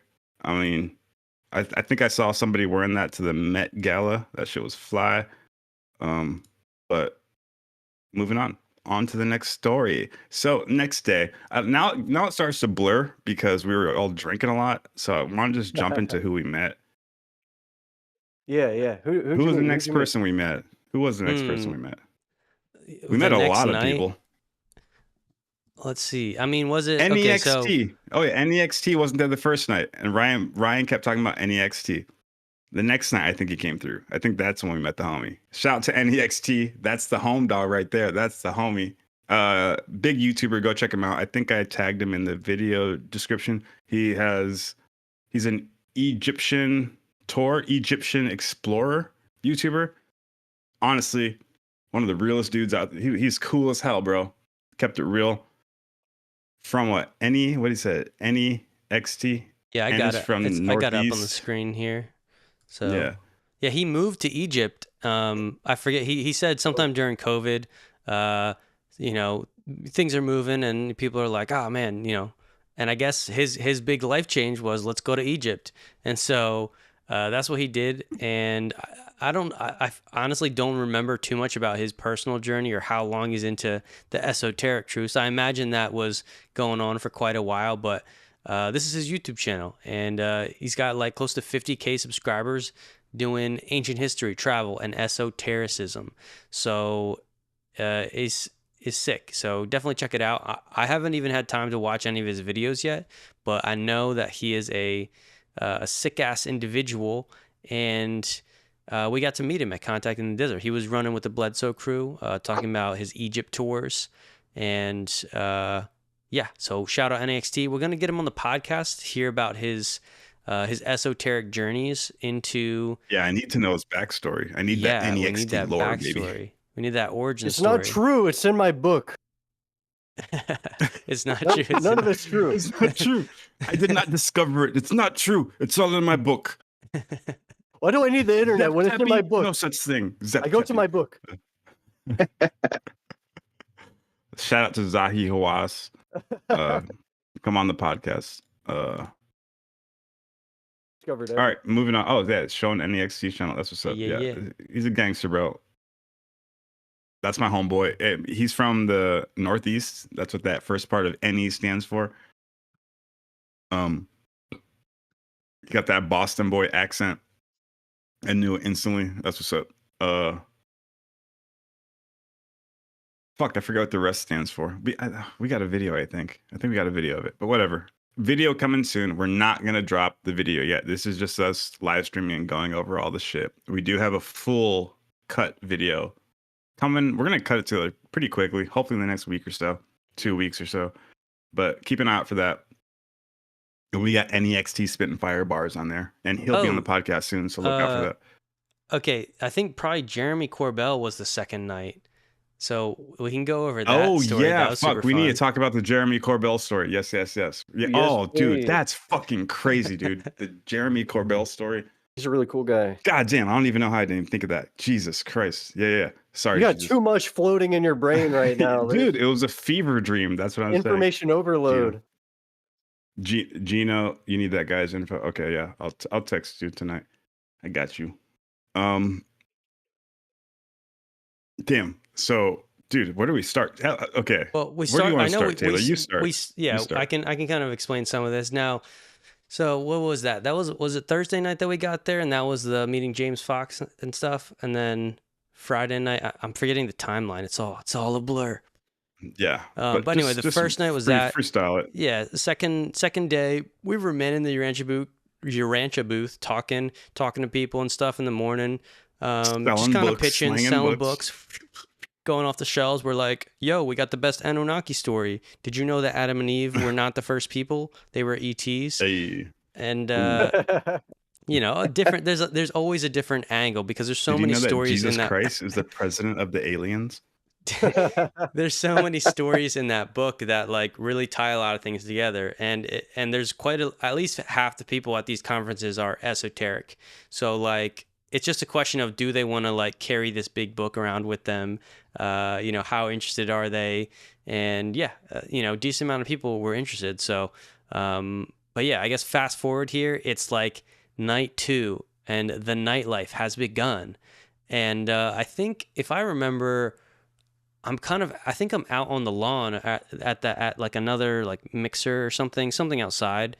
I was somewhere, and D-Bake was starting to like, he was making the rounds. He had to go somewhere. So he goes up to the front lobby, and when he comes back, he goes, yo, Jeremy Corbell's at the bar. And we're our eyes light up, and we're like, okay. now let me rewind, because we had an in with Jeremy Corbell before the conference, and it's a really funny story because this in that we had actually came 7 years ago when I was in Arizona, out there on the West Coast, living out there, and I was at the Phoenix MUFON. I went to about like 5 or 10 Phoenix MUFON events, and that's when I realized like, oh, MUFON and alien culture is like, it's big out on the West Coast. And they had a legit group out there. And this is in 2018, December of 2018, at the Phoenix MUFON. And George Knapp and Jeremy Corbell are doing an event for the Phoenix MUFON. And it was mostly George was doing like a 2-hour talk, but Jeremy was with him, and Jeremy was like just coming off or continuing his Bob Lazar Area 51 and Flying Saucers tour. And so I was at this MUFON event, and then after the event, everyone kind of went out to dinner. And so I was there sitting at dinner with George Knapp and Jeremy Corbell. I wasn't like right next to them, but at the end of that, I got, or I had told Jeremy, I was like, I just introduced myself and I said, hey, you know, I've heard you on Mysterious Universe, that my favorite alien podcast. And he's like, oh my God, they're my homies. Like, I love that podcast. I love going on there. He'd done interviews. I knew about the Bob Lazar documentary. And he's like, let's take a video and I'll send it to him, like, because he's got their number. He's like, I want to text this to him because, you know, they're super fans. And actually, I think on the podcast, on the Mysterious Universe podcast, when he was letting them know that he was going on his Bob Lazar Area 51 tour, he was like, yo, if you meet me out there, like, shout out Mysterious Universe and I'll give you a free signed poster with the Bob Lazar Area 51 and Flying Saucers. And so, look like, at my background. Look what's behind me right now. Another connected thing, I guess that was, did you get that in 2018? That would have been the same year during that tour, right? Yeah. Because I heard Jeremy that had on said Mysterious he had Universe. just come I from heard LA. when he said that. Yeah. I heard when he said that on Mysterious Universe. And I went to the premiere at the Chinese Theater in LA because I lived in LA. And am I skipping ahead or no? No, you're good. Fill it in. So that happened before I met Jeremy, I think. Because I think he had just come from LA to Phoenix. Okay, so it already premiered. Yeah, I was at the premiere at the Chinese Theater on fucking LA. I forget that famous road, whatever. I heard that episode. He's like, run up to me and shout Mysterious Universe. I'll give you the Bob Lazar poster, whatever. He was with Bob Lazar when I saw him, and George Knapp. And I run up and I scream, "Mysterious Universe!" And was this before I started the podcast? I think so. This is 2018, bro. Yeah, it's before I started the podcast. And he's like, "Oh, come up here." Whatever. "Oh, what's your name? What's your address? Da-da-da. Or here, contact this, and I'll send you the Bob Lazar poster." I got to shake his hand. I got to shake Bob Lazar's hand, George Knapp's hand. It was fucking sick. And I was, fanboying out. And I was like, hell yeah, dude. It was a premonition. So that happened. Rewind it back to Taylor. Yeah, so I'm pulling up this video here. So I guess Jeremy had just come from LA during that premiere, and he's hanging out with George. And so he kind of gives a little pitch and a trailer, I think, of the Bob Lazar documentary here at the MUFON event. We're out at dinner eating, and I introduce myself, and he's like, "Oh, let's take this video. I'm gonna send it." Now, he took the video on his phone, so I didn't have it. I didn't even get a photo. Yo. And I have this video up and I'm gonna play it. I want to make sure we get the audio and everything. But he took this on his phone. This is before we met, huh? This is way before we met. This is way before we met. That's crazy, dog. Wow. Talk about synchronicity and links. We were the first two. Mysterious Universe listeners, I think, to shout out Mysterious Universe and get these posters. I actually did not get the poster because I forgot to send my address to Jeremy for him to ship it to me. But anyway, so yeah, I got it back on the podcast. What was it before you met? Because I know I started the Urantian think tank in 2017. I felt like I hadn't found the Urantia book at that time. I think I found it in like early 2019, and this was December 2018. Okay, so take the video. Fast forward. Oh, play the video. I want to see this. Here we go. Share your screen. Yeah. Give me 1 sec. For the people. So this is me. I can't believe that. So we didn't know each other and we both did the same thing. That's crazy. It was destined to meet. Destiny. God works in mysterious ways. Yes, he does. Okay, I just need to make sure we get the audio for the people. Yeah, very. Look at that face. Aw. Oh, dude, yeah, I got a funny story about what Jeremy said about my face. Little Taylor. You're a man now.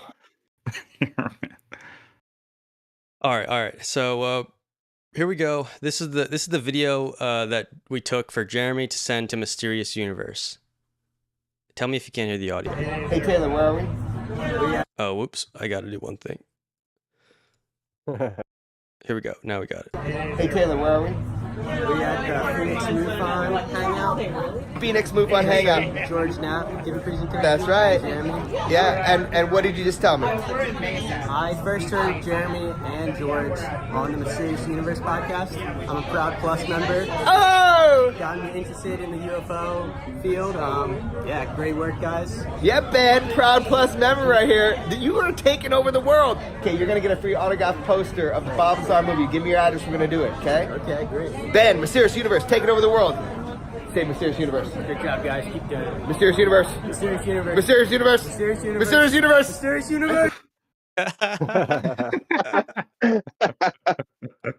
That's so sick. You're so tiny. Oh my god.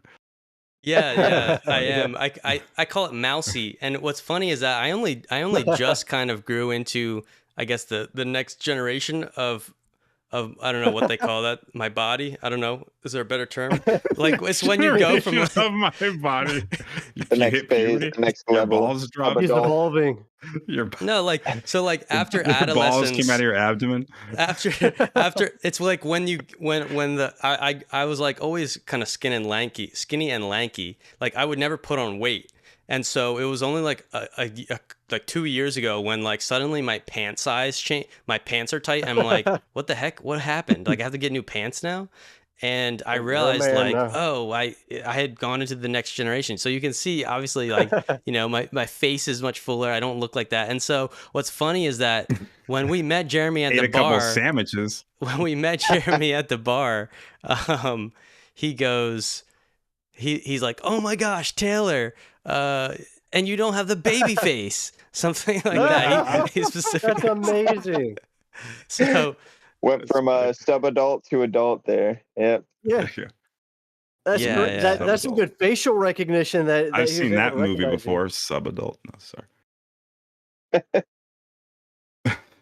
That's impressive. That's some impressive memory there. Yeah. So here's the photo. Yeah. So you recognize it? Oh, I'll share it with you guys. Fast forward in the future, ready for a time machine, time travel. Boom. That was us right there. This is me. Wow. Meeting Jeremy 7 years later. The torch, passing the baton to us. So Deadrick's like, Jeremy's at the bar, and so we head over, and so we kind of had this in because actually there's some extra backstory here, meaning that I didn't have this video on my phone. So the question is, how did I get the video? I started my freelance career this year, and I ended up working with a company, and I tell this company, I'm like, yo, I'm going to be out for the next week at Contact in the Desert. And, one of the co-owners is like, oh, I guess I should tell you, my co-founder is Jeremy Corbell's brother. And I'm like, oh, that's why they have the same last name. And so, so I was like, what? How? Okay. And I was like, okay, I remember, like, I looked up the date of that MUFON event, and I was like, okay, I have the date, December 8th, I think it was, 2018. And so I tell Jeremy's brother, my client, and I'm like, here's a funny story. If Jeremy uses iCloud and goes to December 8th, 2018, you'll find me in a SpaceX sweatshirt when I'm 18. And so he messages his brother, Jeremy, and he gets back to me like a day or two later, and he's like, oh yeah, he still has the photo and video. And then he sends it to me. And so that's how I got the video like a week before Contact in the Desert. And I was like, that's oh crazy. Snap. That was like the funniest kind of synchronous connection. And like, so that's some crazy synchronicities. Yeah, for sure. And so when I said earlier, like we had an in with Jeremy, it was that I had this video on my phone. Jeremy knew about me. He even sent like a little reaction video, like alongside that video that he sent, being like, "Oh, Taylor, I guess I could play it. It's like a 15-second thing. It's not important, but yeah, fucking rip it. I want to see it. Don't deprive the viewers, man. They want to know what it's like to be there. They want to feel story. They want the endorphins. Okay. They want to rub against your skin. They want to give you a little. I'm just kidding. They want to become on the cheek. Become groupies with anyone who's close to Jeremy Corbell. Never washing this hand again. Yeah. This is the covenant between me and Jeremy Corbell.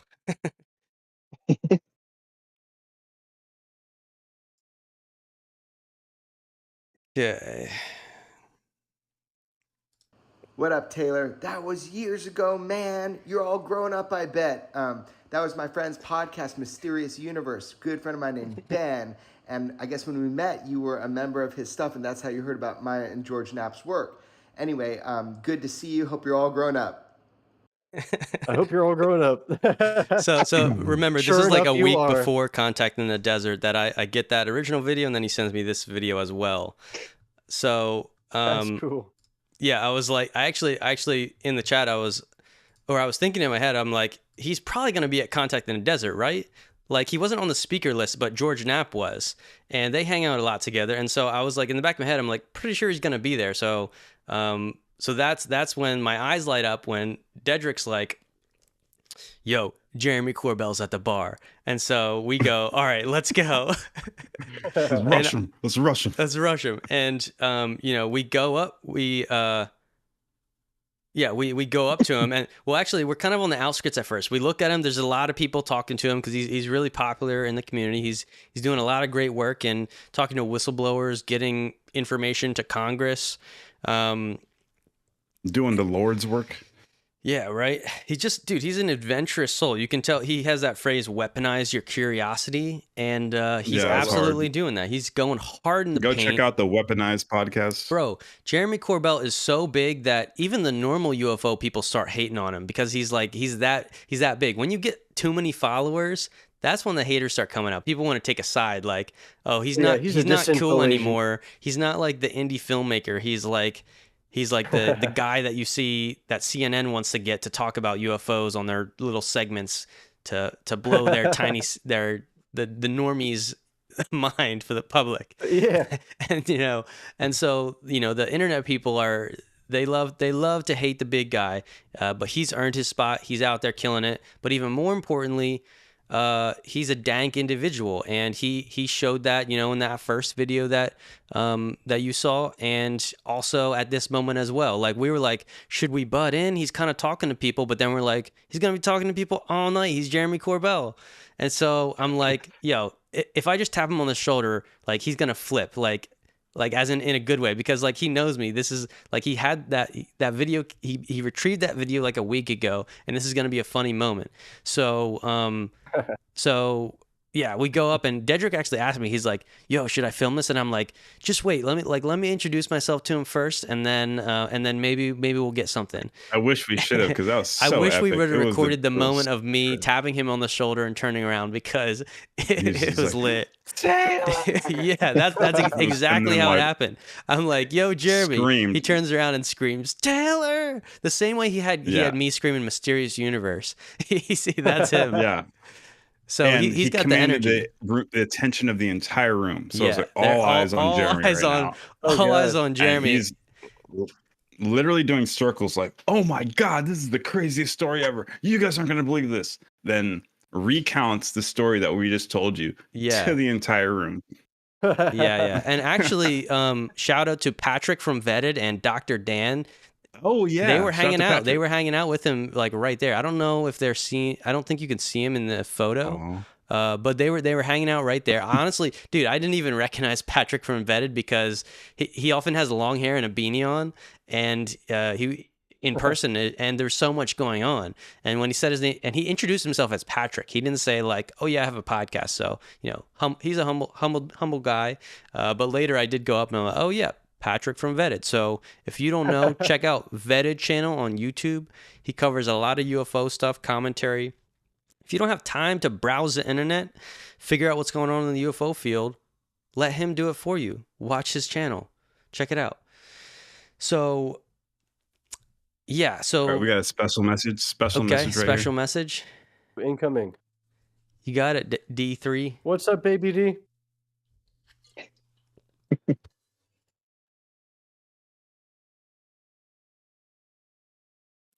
We getting this message, channeling the message from the youth. Hi. He said, I'm scared. Oh. Be not afraid. But yeah, sorry. You should be scared. I'm gonna find you, little kid. So yeah, Patrick from Vetted. Shit was popping. Oh, and we gave Jeremy our card, our business card that we printed out. I can probably pull up a photo of that because it's really sick. Yeah, please do. Yeah, I should definitely pull it up. That card is so badass. Y'all did a great job on that card. I was talking to Deadrick about that earlier and how they made it. Yep. I took like 2 days. I took like 1.5 days off work just to get that done. Like 70 something iterations?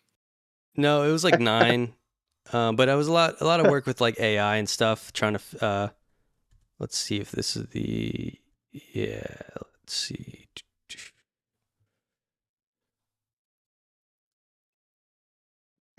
Okay, I got it. This is a PDF.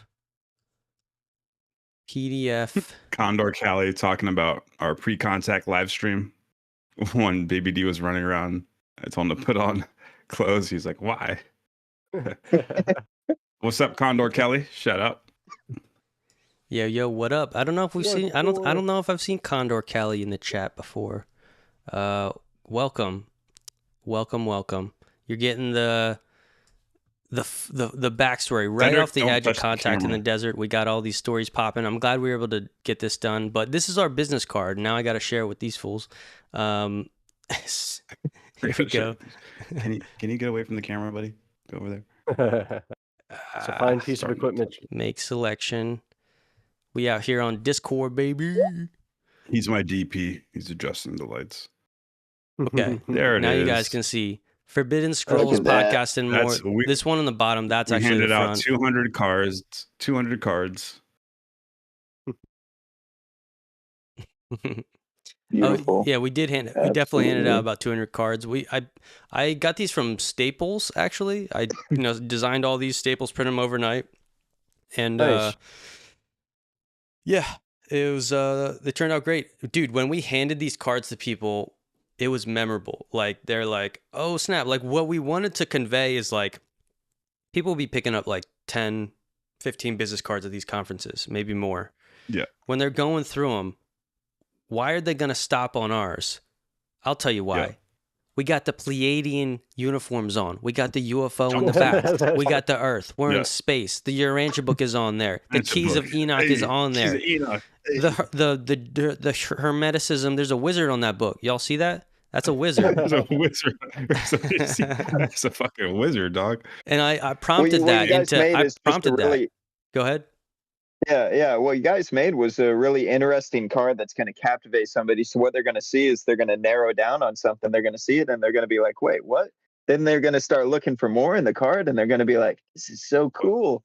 Then that's going to lead them down the rabbit hole and over to the podcast. Yeah, no, that's Hell yeah. It's genius. It's absolutely genius. Stands out. Yeah. Or you know what? They're drinking the Kool-Aid. I even prompted for the Emerald Tablets of Thoth, and I think that's what this one is here on the left under the Urantia book. But yeah, so ChatGPT does really well now. If you give example photos, they upgraded their photo creation engine, and it can use the example photos and like make it look killer. That's why these look pretty close. Yeah, honestly, these are pretty like cosmic beings out there, man. Looking at we in that Adamic form on this. I even actually low key. I asked ChatGPT to make us a little bit sexier if it wanted to, just if it wanted to. I did. That wasn't the prompt. If it wanted to. But after when he did that, D-Bake just stayed the same, dog. Just yeah, right. Just like goddamn. Yeah. They were like, sorry, as it gets right there. Sorry, I've analyzed 36,000 data points and have determined D-Bakes is already sexy enough. There are no, considering the geometric form in Leonardo da Vinci's analysis, there is no improvement. Is literal perfection. Yep. And if you scan that QR code, you get all of our shit. That's pretty cool. First time we really that's crazy. I love the white QR code too. That's us podcasting. That's us right now. And dogs. Yeah, that's us right now. If you didn't notice on the channel, we changed the name of the channel like 1 or 2 weeks ago, like before going out to contact in the desert. It's called TheLegacyFHP, which is the organization name. But like we wanted to do something with the branding. When you hear TheLegacyFHP, you don't know what that is. It doesn't give you an idea. When you hear Planetary HQ, and we've been saying that phrase in our head and on the channel all the time, we're like, welcome to Legacy FHP, the planetary headquarters for all your celestial broadcasts. And we were just, and Deadrick, he asked me, he's like, I'm thinking about changing the channel name, Planetary HQ. The branding is all right there. Like you say that name and it like you get the idea graphic cybernetics. And when we hand that out Shout out to Hurtak. at the UFO conference, like they're gonna get it right away. Planetary HQ. Oh snap. And that's what we did. And this is also part of a manifestation goal. Somehow, like a month or two ago in my head, I was like, man, we're really feeling the potential of the YouTube. We've been popping off on some live streams. Some of these videos are starting to get like 1 to 3K views. Like we know we got something going. We believe in ourselves, but we just don't know if the people are ready.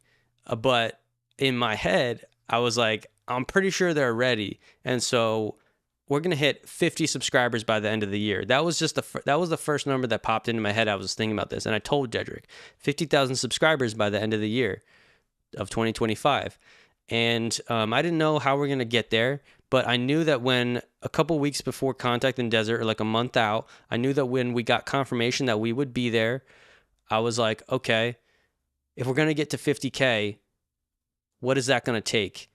And it was only like a week or two before the conference where I was like, we need a business card. If we ain't handing out a business card, we ain't getting to 50K. Simple as that. So that's what I said. I took a day off, made sure to get this done, made it sick, had a lot of prompting with OpenAI, shout out OpenAI. And we got these images and made these cards, learned how to do some of that formatting, etc. So that's enough on the backstory for the cards. We got more, though. We got more.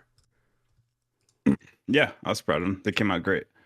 But yeah, moving on the story timeline. Then what happened? Yeah, Then you're leading up to this. Corbell. So we met Corbell, got all that shit. That was so fucking sick. Was that the next day? I think that was the next day, right? That was the second day, yeah. And I mean, then, I have dates on all these photos, but who wants to look at metadata? And then what? Then I think we kicked it. I think NXT showed up that night, and that's when we started kicking it with him, talking. We talked for a while. I think. Yeah, I think we just chatted for hours. We didn't talk much progress with Jeremy. Well, No. maybe 10 minutes or so. We met some of his crew, or the people he was kind of traveling with, doing some projects with, and then we spent the rest of the night. I think sitting with some of the Bledsoes again, like Deadrick said, out by the fire. We kicked it with Bledsoe and NXT that entire night. We were talking about, like, I explained pretty much how there are eternal and divine thought forms and concepts in the universe. You know, like certain concepts are primordial to the entire universe. They existed before you existed. They existed before anything existed. And these concepts, if you tap into them, you become more real. The foundation of everything. And these concepts, these thought forms are love, brotherhood, perseverance, peace, endurance, progress, integrity, motivation, discipline, all of those, all the best of humanity coalesced into one. That is the truth. That is the foundational energy of the universe. That thought form exists existentially, whether or not you're alive or not. But if you can somehow obtain a thought form in your mind that is a similar picture or the same picture as the first original thought forms or frequencies, the ones I just named, if you hold those within your mind, body, spirit complex, you'll start resonating with the primal source, and you'll create a standing wave, or you'll start to harmonically resonate with the source. And those motivation, love, brotherhood, those energies, perseverance, courage, those energies are what should propel you through life. And when you start channeling those, it becomes your fuel. And now you're tapped into the source. Those are real thoughts. And then I started talking about fake thoughts or unreal thoughts, thoughts that will not last for eternity. And those are identifying with, like, hating people, killing people, manipulating others, showing people, just not treating people correctly and using people. Those are low thought forms, and those are not eternal. Those exist in the material universe, and that's why we're here as part of the process to navigate those. But you can latch on to the higher thought. That was pretty much my angle of conversation. That's beautiful. You were able to articulate that, because the creator and creation is the realest thing there is. All of us are proving our reality by building our integrity and building our character and further developing our personalities and expressing them in the world. Evil is unraveling reality. It's unrealifying everything. And so as we come together, this one concept in the Urantia book, and it's interspersed all throughout human philosophy and belief systems, this concept of the supreme being. That's one aspect of God, and that is the evolutionary aspect of God becoming real and manifest through our personalities as we integrate and come together. And so that's what y'all were experiencing at Contact in the Desert. The integration of all these different personalities, all on the same page, with these common motivations of improving the human race and disseminating truth. That is developing the supreme being. That is making reality more real in our little tiny sector of the cosmos. Amen. That's what I was saying. Spirituality doesn't exist in a vacuum. true spirituality only exists between other people. Fuck yeah, dog, getting pumped up. Woo! Let's go do some squats. So I got a question for you. Quats, low quats. Oh, and your Low audio quads, low quad magma game. is doing that thing again. But you could probably ask your question. Glitching out again. Oh dang. I wanted to ask. So y'all are sitting at the booth.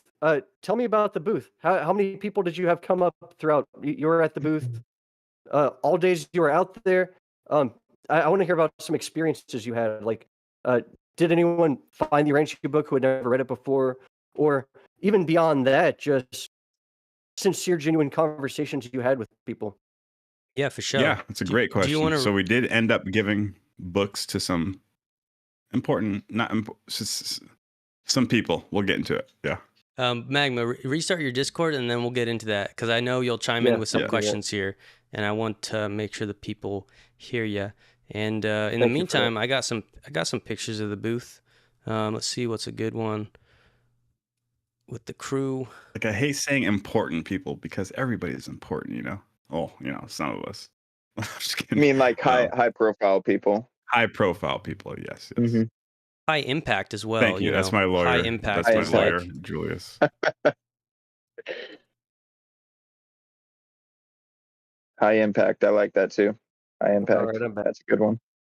Magma's back. So for all the viewers who are wondering, Nomadic Julius is our military contractor handler. Yeah. Fresh out of Ukraine. Making sure we don't say anything too classified. Yeah. Right. Keeping an eye on us. I always got the guns on you. infrared lasers right there on your heads. You don't know it though. Now you do. Damn, I just gave it away. I'm a terrible handler. But they're from space. I can neither confirm nor deny the sensation of eyes on my back at all times. So there it is. All of us chilling. Nice. Running the Urantia book. Yeah. There's Byron Bledsoe, pretty heavy hitter in the Urantia community. Me and Taylor, Elizabeth, Charles in the center. My boy Devin, the low quat king on the far left. He looks like the low quat king. And then on far right, Francisco, the homie, dressing like the freaking all business, like wore a suit almost every day, like a dress jacket. Like he's about to walk into Gaia TV. Yeah. Very professional. That was cool. Yeah. And see all those books right there? See, someone picked up my signed one, and one of these, this is a culprit. Let's look at it. Line them up. These are the culprits right here. I'll track them down as your designated handler. I will take care of this. Thank you. I'm getting my PI license here soon, so I mean, if you want me to, I'll do some digging. Private investigator. Oh yeah, I know you'll do some sleuthing. Yeah, I mean, we did the normal thing. We talked to a lot of people. You know, sold all the books. It was good, but we got some more specific stories on these books. But let's keep moving on the timeline. Yeah, for sure.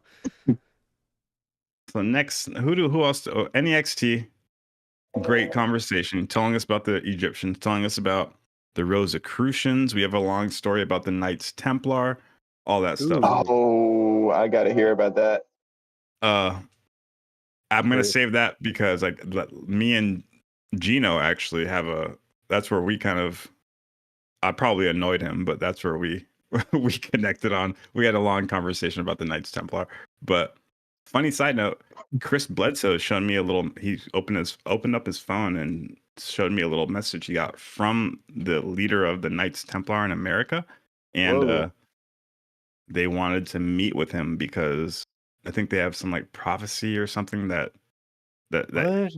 meant that they believe could be about him. So that's interesting. I can't wait to dive into this world. Yeah. I don't want to reveal your cover, but our handler is also involved in these organizations. But he's involved in all the organizations. I kind of am. It's kind of wild. Yeah. So we're moving on. Keep going. Who do we meet next? NXT. Fucking awesome conversation. We fall asleep again. And then the next night we see lectures. Who do we go see? We see that's the next day. I think we woke up JJ Hurtak. early to get JJ Hurtak. We're like, again, we stayed up later that night, and it was like now closer to 4 a.m. and we're like, we gotta make it to JJ Hurtak's 9 a.m. slot. Oh, and he's like, God, guys. we're not gonna miss JJ Hurtak. I think I have. Let's see. He was talking about like some Dracos and stuff. It was interesting.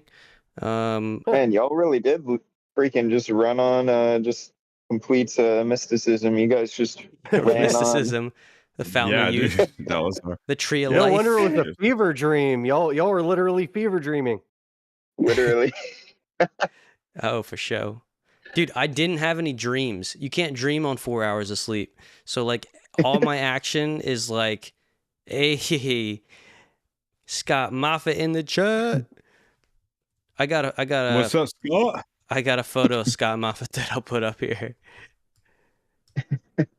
Scott Moffat, baby. This is hanging out. He looks tired because this is 3 a.m. hanging out with the Bledsoes.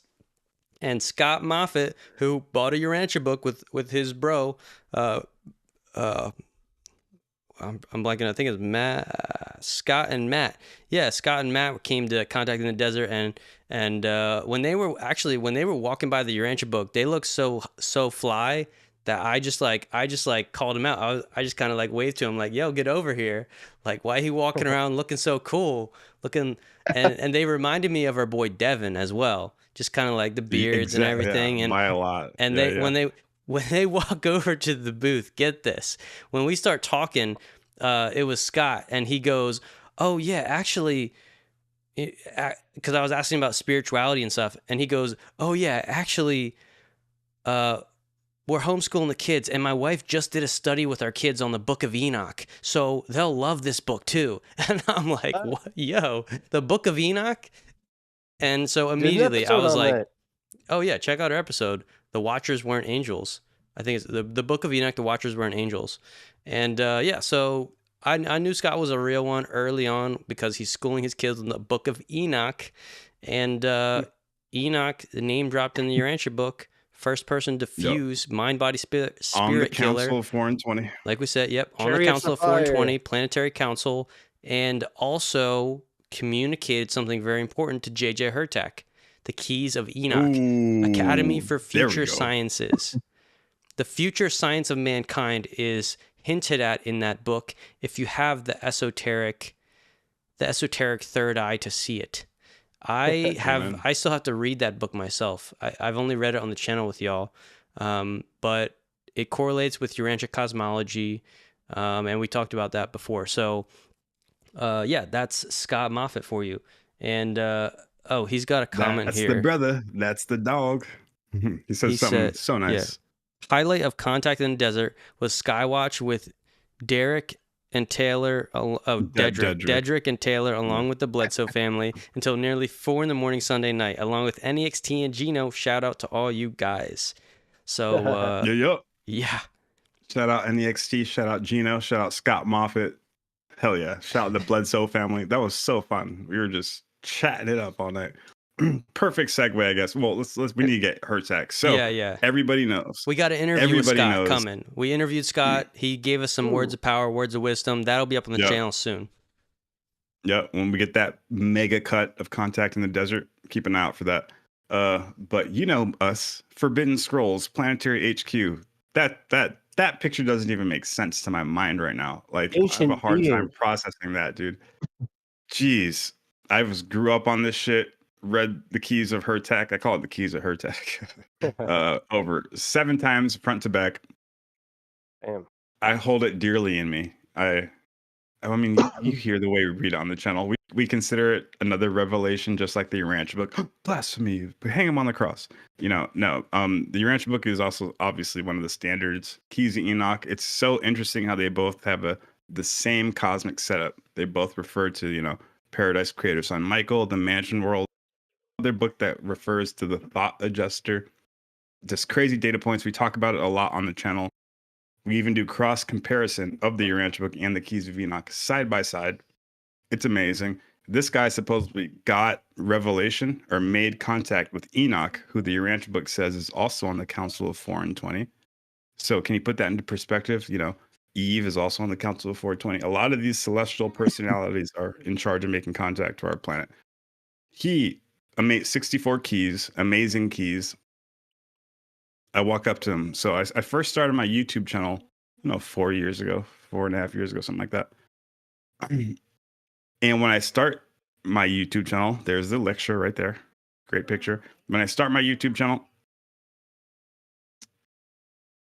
we have like 20, 30 subscribers, 40 subscribers. And I reach out to JJ. I'm audacious. I'm like, yo, I got 50, bro. You better recognize. 50 subs, and bro. 50 subs. I'm like, no, I just pretty much say, hey, I'm out here doing it just like you, carrying the torch, big bro. Check out what I'm doing. I wanted to be on his radar so he knew that, young nigga coming after the flame, bro. We got your back. We'll take the torch, man. And he actually replied via email. And I was like, oh, God. And he's like, I like what you're doing. Let's hop on a voice chat. I'm like, for sure. And I got cold feet. I got scared because I was like, I don't,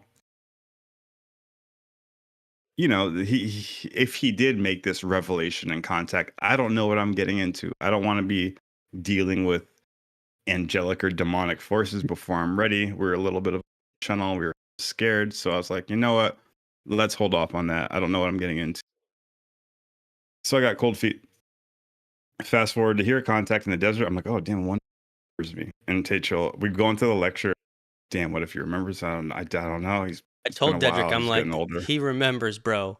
Like, I'm telling you. Like, we're the only channel out here reading the Keys of Enoch. We're like the youngest. Everyone else is old. Yeah. They I don't even know if they understand what they're reading. We don't know if we understand what we're reading, but Deadrick's been reading it for just as long, since he's like 14 or something. And so obviously we're like, he remembers, but how's the interaction going to go? What's going to happen? Dude, after the lecture, it stops. And I know I'm like waiting for it to stop because I just want to like run up and get his autograph. And it's funny. I got a pen and I pulled out my business card and I wanted him to sign my business card. And you can't even see, our business card is so dark. I try to write a number on it after. You can't write a number on it or even a signature or nothing. But I wanted him to sign it. I was just fanboying out. I had nothing. So I'm like, fucking sign this, please. Walked up. And dude, I'm wearing the Legacy shirt, right? And I see his eyes. He's like hunched over. And I see his eyes and he looks up and reads the Legacy. And I see his eyes. And then he like looks up at my face and goes, my brother. Really? That's how he greeted you? Just after seeing the Legacy shirt? Oh, yeah. Right when I walked up to him, that's when he first saw me. And I was like, you heard it here first, people. JJ Hurtak recognizes. They recognize us. Yeah. How crazy is that? And I was like, oh shit.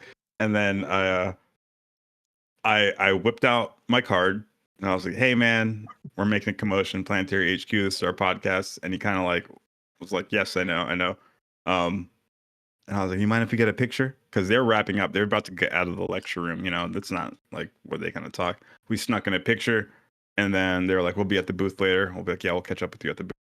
So we saw him later out at his stand where he's selling the Keys of Enoch. And I walk up to him. We start chatting, dude. You're not going to fucking believe this, fool. I'm saying it here first. Shout out to JJ. Shout out to Desiree. They're awesome. They're going to be on the podcast. They said they would. We need to reach out to their social media manager. Yes. Yeah, they'll come on the podcast. But it was amazing, dude. So I walk up. Excuse me, buddy. 1 second. I'm telling a story. Oh, you did make a super rocket. Wow. You made a super rocket. Whoa. So I walk up to the thing. I'm like, hey, how's it going? Da-da-da. And Desiree pulls out my card because I left their table when I walked by the first night. I like left it on their table. And he's like, this is you? I'm like, yeah. And we start talking.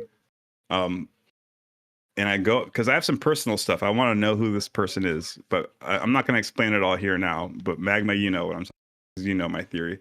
I walk up to him and I go, hey, how's it going? Da-da-da. And I was like, do you know the term Caligastia? And he like looks at me and stares. And he goes, like he's hunched over and he goes, the fallen prince of darkness. And he goes like that, pointing to the ground. And Caligastia is never mentioned in the Keys of Enoch. So you're like, all right, this is interesting. we know him as the leader of the Anunnaki. Anunnaki. Anu means Sky Prince. Naki means the Prince Staff or the Prince's Consortium or the Prince's Cabinet. So Anunnaki means the Heavenly Sky Prince Anu and his staff members or cabinet. So Anu is Caligastia from the Urantia book, and it's just a gnarly story, but it's not mentioned in the Keys of Enoch. So I go, do you know the name Caligastia? And he's like, yeah, the fallen Prince of Darkness. And we read this other text, came from the Caligastia website. This guy claiming to be Caligastia, whatever. Fun lore. Cosplaying, role-playing. We don't fucking know. He just says this. And on the website, he claims to have met JJ Hurtak. And we're like, oh, that's weird. Like that JJ Hurtak is mentioned on this site because we read the Keys of Enoch. I'm not going to go into the backstory because I don't know if I want to go. We're live. I'll keep it a secret for a second. I think that we'll leave some of that untold. You'll leave some of that out. Yeah, I agree. So we walk up to the desk, and I'm like, "Hey, have you heard the term Caligastia?" He's like, "The fallen Prince of Darkness." And I was like, when's the last time you met him?" And he like stopped and didn't reply, and like looked around and was like, "He's trying to stop the Academy of Future Science and our work at the UN." That's what he said. And I was like, "What?"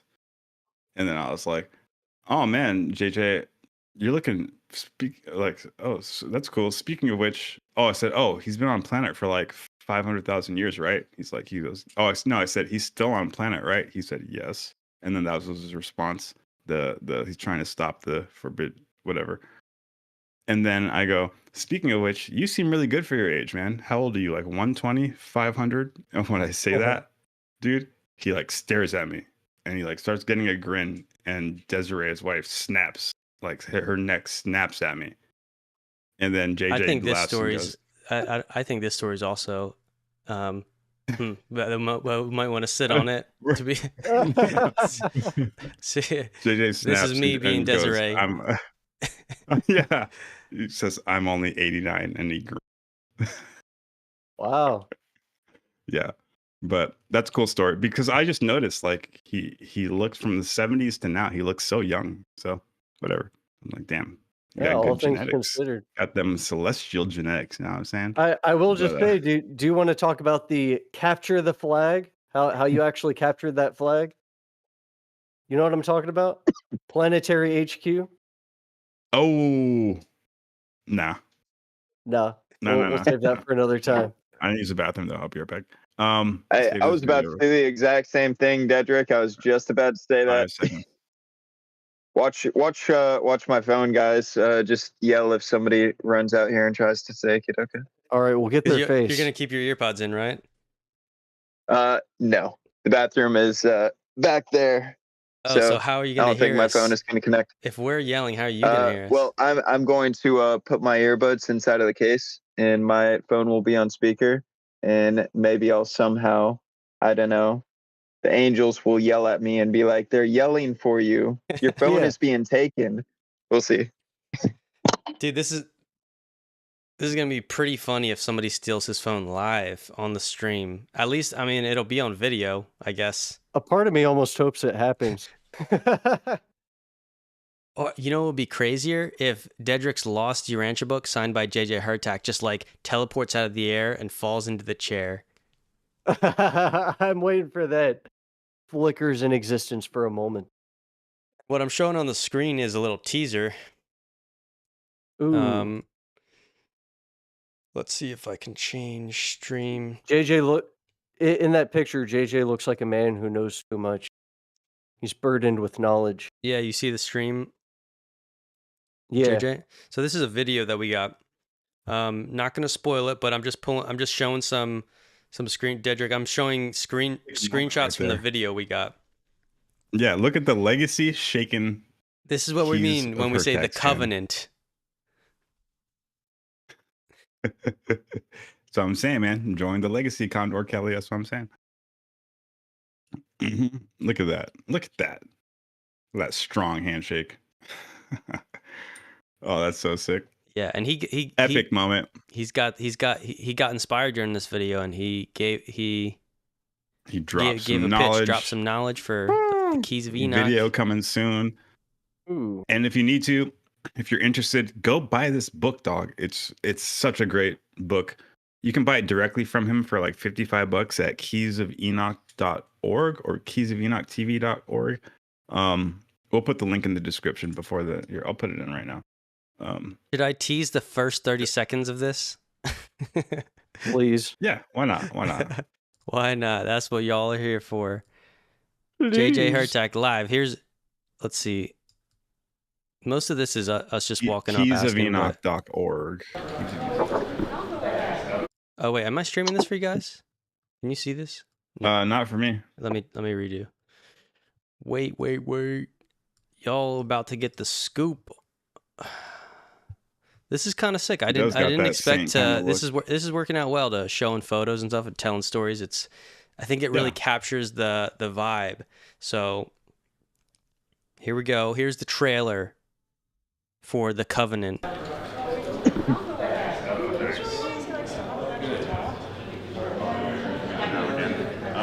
you mind if I film real quick when you're saying to go check out your guys' book? The plug for the Keys of Enoch? Oh, okay. You want to do a little... Yeah, I'd just be like, I'm at the Keys of Enoch booth. Go to the keysofenoch.org to go get their book. You know. All right. JJ, come on over here. Are you just doing it yourself? Or? No, We're just going to plug your book for the channel. We read all the time. Yeah. All right, y'all ready? Yeah. Cool. Okay. So we'll stop it there. Get you all hyped. Good teaser. That was a tease. What's JJ gonna say? Oh, he drops that heat full. Yeah. He be talking like JJ talks, man. Nice. Yep. But yeah, showing love. Because we read their book on the channel all the time, and go read it, go check it out. We got the plug, epic moment. Planetary HQ, the Legacy FHP, linking up with Academy for Future Science, linking up with the Urantia book, getting them signatures, linking up with the Y files, linking up with all of them, and we're creating a spiritual fulcrum for the rest of our brothers and sisters. Hopefully, we can inspire you to get to that tip-top, optimum mind, body, spirit shape. So, and when you see these clips, hopefully it motivates you to get out there, man. Get in the field, get dirty. Don't just watch the videos, but keep watching this video. Oh, and like it. God damn it. Do we have any likes? Everybody's watching this and forgetting to like it. Come on, man. We got 8 watching and 8 likes. I'm gonna add my like in there. Everyone sign into their alternate YouTube accounts and add the like. Just that helps us get to that front page. Yeah, I think me and Tyler and all of us proved that the yes theory does indeed work. That's right. We got a story about that. We do, and I proved Justin wrong. I just want to say that out right here. Wow. Yes theory does work. Yep. Yes theory works, man. Get out there. You never know until you start asking. When you start asking, you're going to get answers. And keep on asking, and you'll eventually get an answer that you want. Amen. Keep asking, keep searching, keep knocking. Asking, you shall keep knocking on those doors. Yeah. Right. I want to point out to Condor in the chat that says they paid $400 for the Keys of Enoch and someone stole it. I have good news for you. It's $50 new. That's it. On the Keys of Enoch we just website. Put the link in. We just put the link in. Oh, sick. Good. And because link is in the that's what description Deadrick of told me this too. When I was like, "Oh, how do I get a copy?" He's like, "Dog, it's like a couple $100." I'm like, "No way!" And I saw it on eBay. Like people are selling this for a couple $100 because there's no like ebooks. JJ didn't sell ebooks, not on Amazon. And I'm like, "Yo, where do you get this book? It can't be that secretive." Still have an unopened Keys of Enoch sitting with the freshness. Bro, did you ever open it? Never opened it. Oh, I was gonna say, unopened. what if you opened it and it was the ASMR. Urantia book that you lost? How crazy would that be? I would cry, bro. I'd jump to the screen and just start killing people, dude. I'd say. Yep, got that shit directly from them. So I support you guys. Come on, guys, go buy yourself one. $50 from the buy it Academy directly from them. I'm actually saving this to do an unboxing video. Keys of Enoch unboxing, literally only on the Planetary HQ. Just saying. Yeah, exactly. Just saying. Only people that care about it. But Now that's As amazing. you can see, we that'd talked be a about so solid What's much. up, video. people? We're unboxing the replica Emerald Tablets of Thoth today. Pretty Doreen, much. Maureen Duralis, whatever his name was, that helped bring that into modern existence. What I'm saying is that just letting other people, letting the world know that that means a lot to me. That's a prized possession of mine. So if you bought a Urantia book at Contact in the Desert 2025, let me know. I work with the Fellowship. I work with the Urantia guys. I represented the booth there. I can get you another book. I'll get you a Legacy shirt, and we can be friends, and we can have study groups. You can come on the podcast. I really want that, please. So open up the front cover of your Urantia book. It's a hardcover. Look in the first 2 or 3 pages. I'm not sure exactly which one you wrote it in, but you'll notice it. So hit me up. DedrickLegacy@gmail.com. That's my email. So hit me up. Nope, not this one. Sorry. It's not that one. It's the other cover, but. And there she blows. So yeah, that video's coming soon. That video's coming soon. Check it out. So let's keep it going. And then later that night, I think for the most part we napped this day because we're fried, dude. I think this day we sleep like 3 or 4 hours. Started napping every day at like midday when we had a chance. Yeah. Just to survive. Yeah. Dude, even one night, it's like 1, 2 a.m. I'm like chatting with people around the fire, and as I'm chatting, I start like I'm standing up and I just start like I'm not even drinking, and I start like slurring, like my mind starts slurring as I'm explaining things. Yeah. And I'm I'm trying to explain something, and I'm like I can't do this. And then I just I tell the guy I was talking to, I'm like, yo, I'm super tired right now. Sorry, I'm kind of losing it. And so I walk away from the crowd, and I walk to like the other side of the hotel building where there's this big area of grass called Orion's Lookout. And I'm like, I know the night's not over, but it's like 1 or 2 a.m. and I'm like, I need to take a little breather from the crowd. And so I laid down in the grass and I took a little nap, and actually Devin swung by. I think he called me. He's like, "Where are you at?" Oh yeah, bro? you took a nap in the grass. Devin's like not as social, not as like socializing and meeting a bunch of people, but he's still killing it. He was volunteering at the conference. Actually, I'll point out. This is Devin, with the man with the loquat tree. Yeah. On the far left He's here. such a brother, dude. I love his spirit. God and he's got awesome. what are the much chops? Something mutton chops. Mutton chops. Yeah. So actually, Devin called me. He's got that telepathy. He's like, "Yo, what are you up to? Where are you?" And I'm like, oh, I'm at the back of the building. There's no one here. I'm just gonna take a break. And so he comes out. There's actually still like blankets and stuff left out there from some like yoga people meditating probably, because I think they do yoga stuff every morning. And we're so glad these are here. And so we just lay down in the grass. In the bushes. Yeah, came back to their blankets. Like, what? There's your fan fiction of the day. Thank you, Deadrick. So yeah, we're laying down. There's like 7 feet of space between us. So obviously our auras are still touching, but like I'm not trying to enter his dreams or anything. I'm just trying to chill.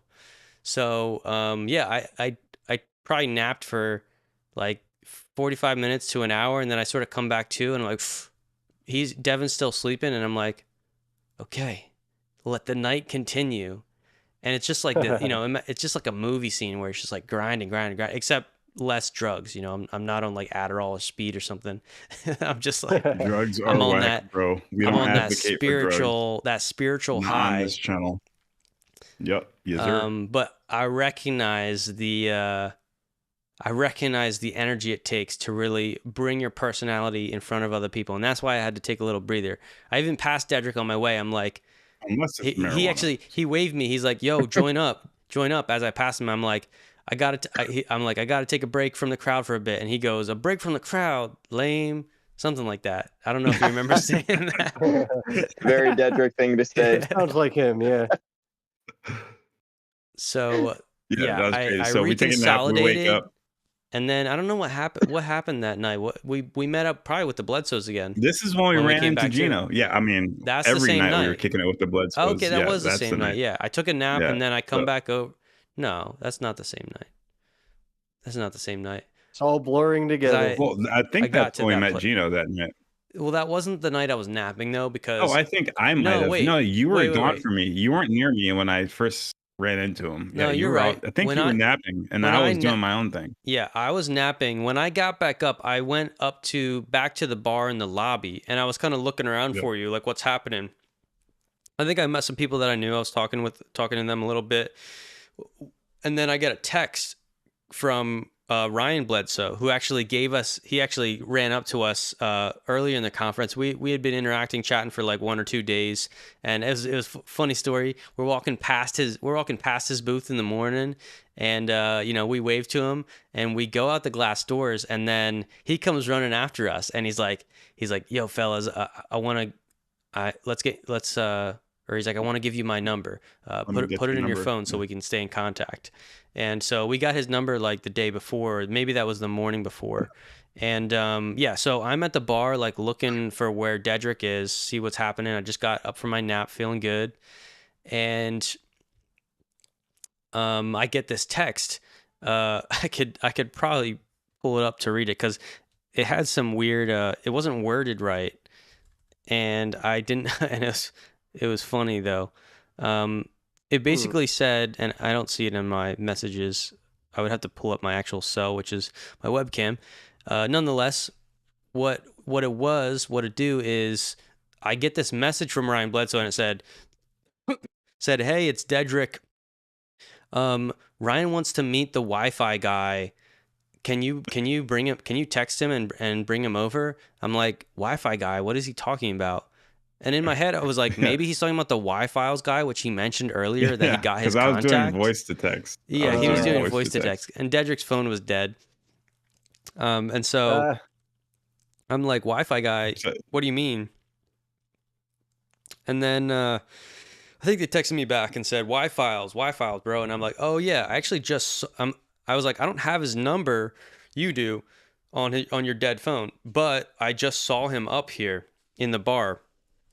Because he had a shirt on that said like Wi-Files brother, I think.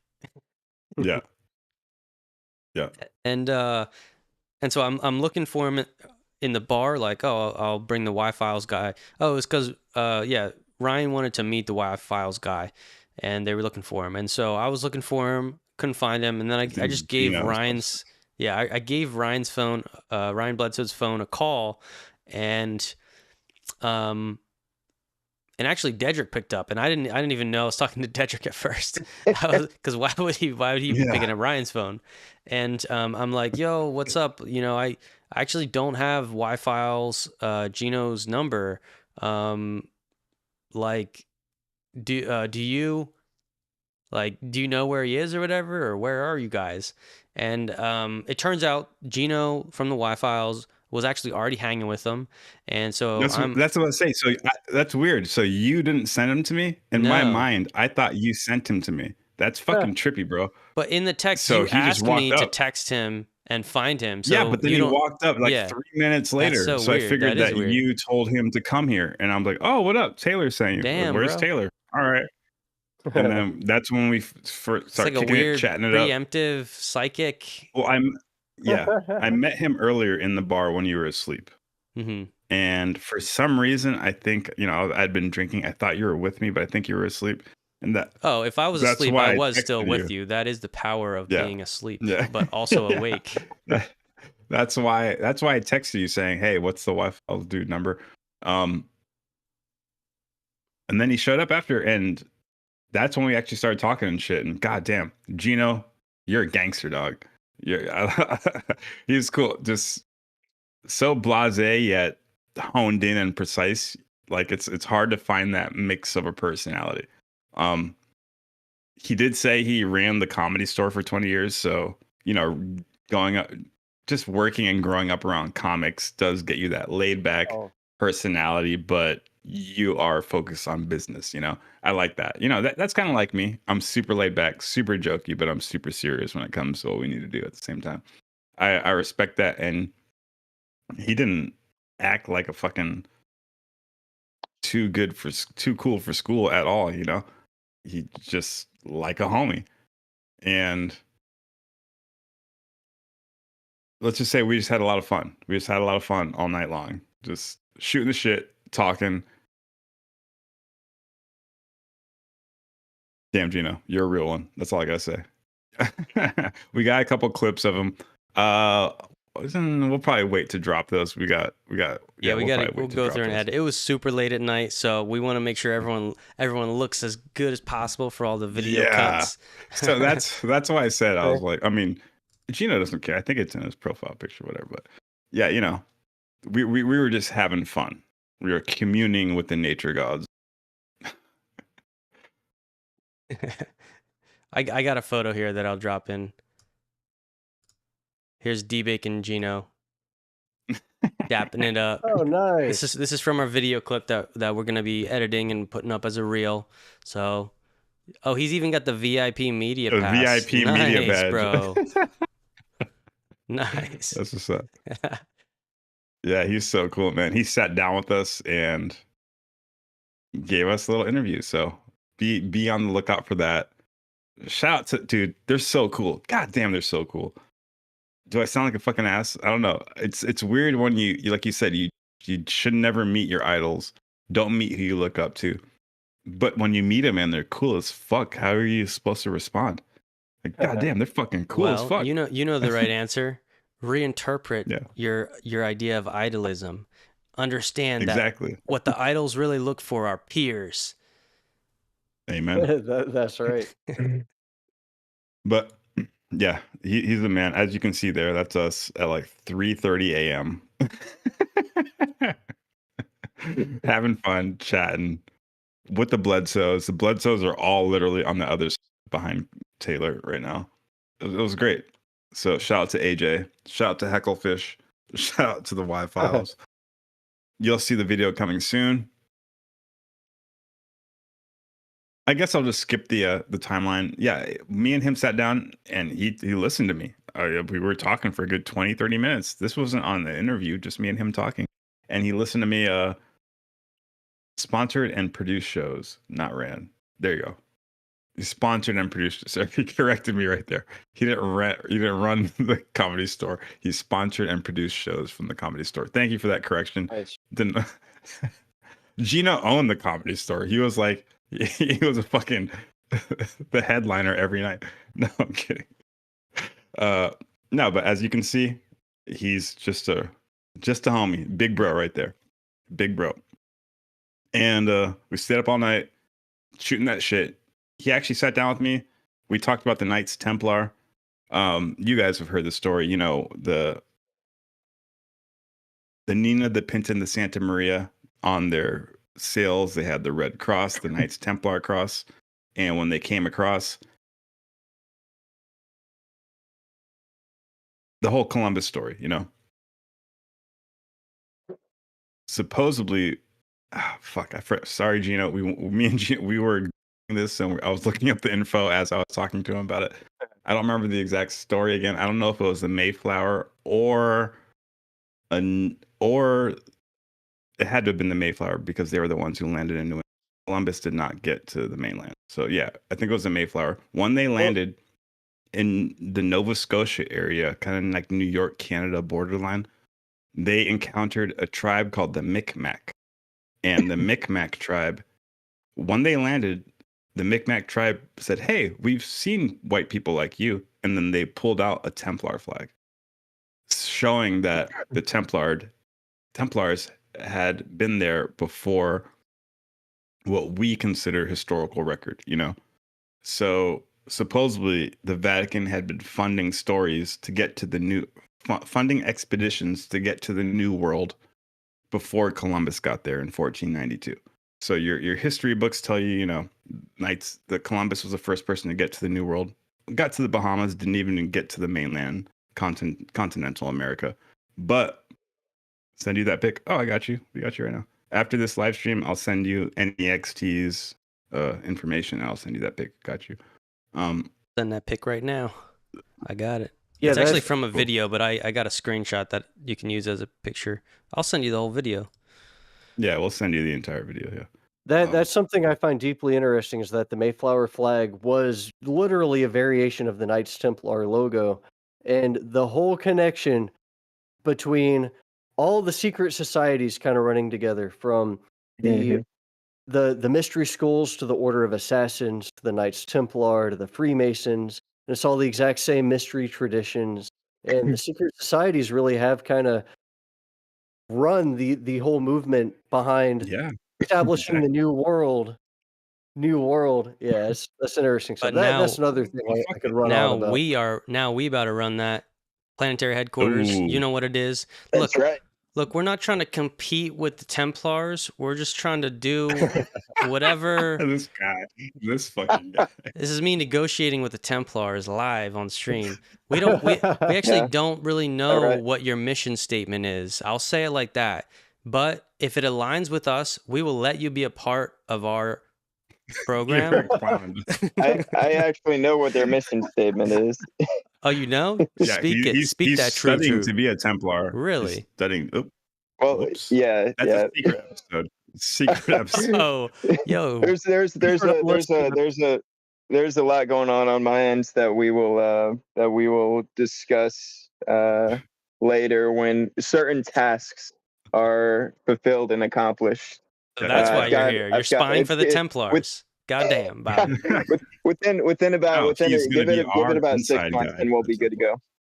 Yeah, 6 months and we'll be all good to go, and we'll talk some more. Okay. Mhm.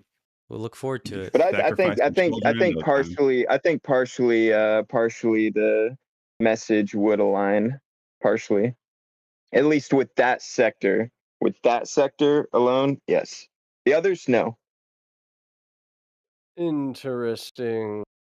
The Can plot can you thickens. Do they? can you What's their tell us about the mission spirituality? statement? Yeah, what are they into? Yeah, Are they like yeah, yeah. reading the Bible? What is the it? Knights Templars, you are required to be a Christian in order to be a part of the Knights Templar. So Okay, you have okay. to believe I in would hope Jesus. so. You have to believe that Jesus is God, the Holy Trinity. Checks out. Yes, you have to believe in the Holy Trinity and all of that in order to actually be in the Knights Templar to begin with. Yeah, You can't so, be one unless you Respect. are one. Do you need to They believe in the approached the atonement Bledsoes. doctrine? All right. We're going a little getting deep. way- We're going a little too deep now. Okay, relax.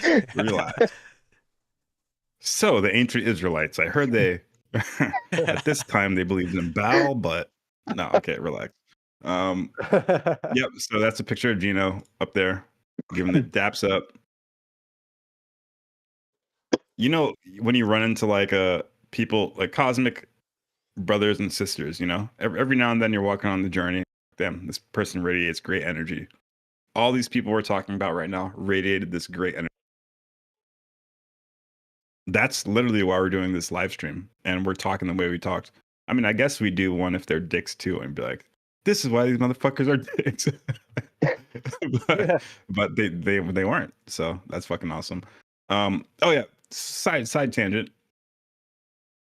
So I was talking about so I think it was the Mayflower landed and they met the tribe. The tribe whips out the Knights Templar flag, showing, wow, there's been Vatican missions here before. Supposedly, there had been 3 Vatican missions to the New World. This is like the hottest shit amongst the monarchy in Europe. Remember, Portugal, Spain, Britain, France, they all want to get to the New World. Germany. Supposedly, Marco Polo, when he went to China under the bodyguard of Genghis Khan, got some maps to America. They found ancient Chinese anchors off the coast of California.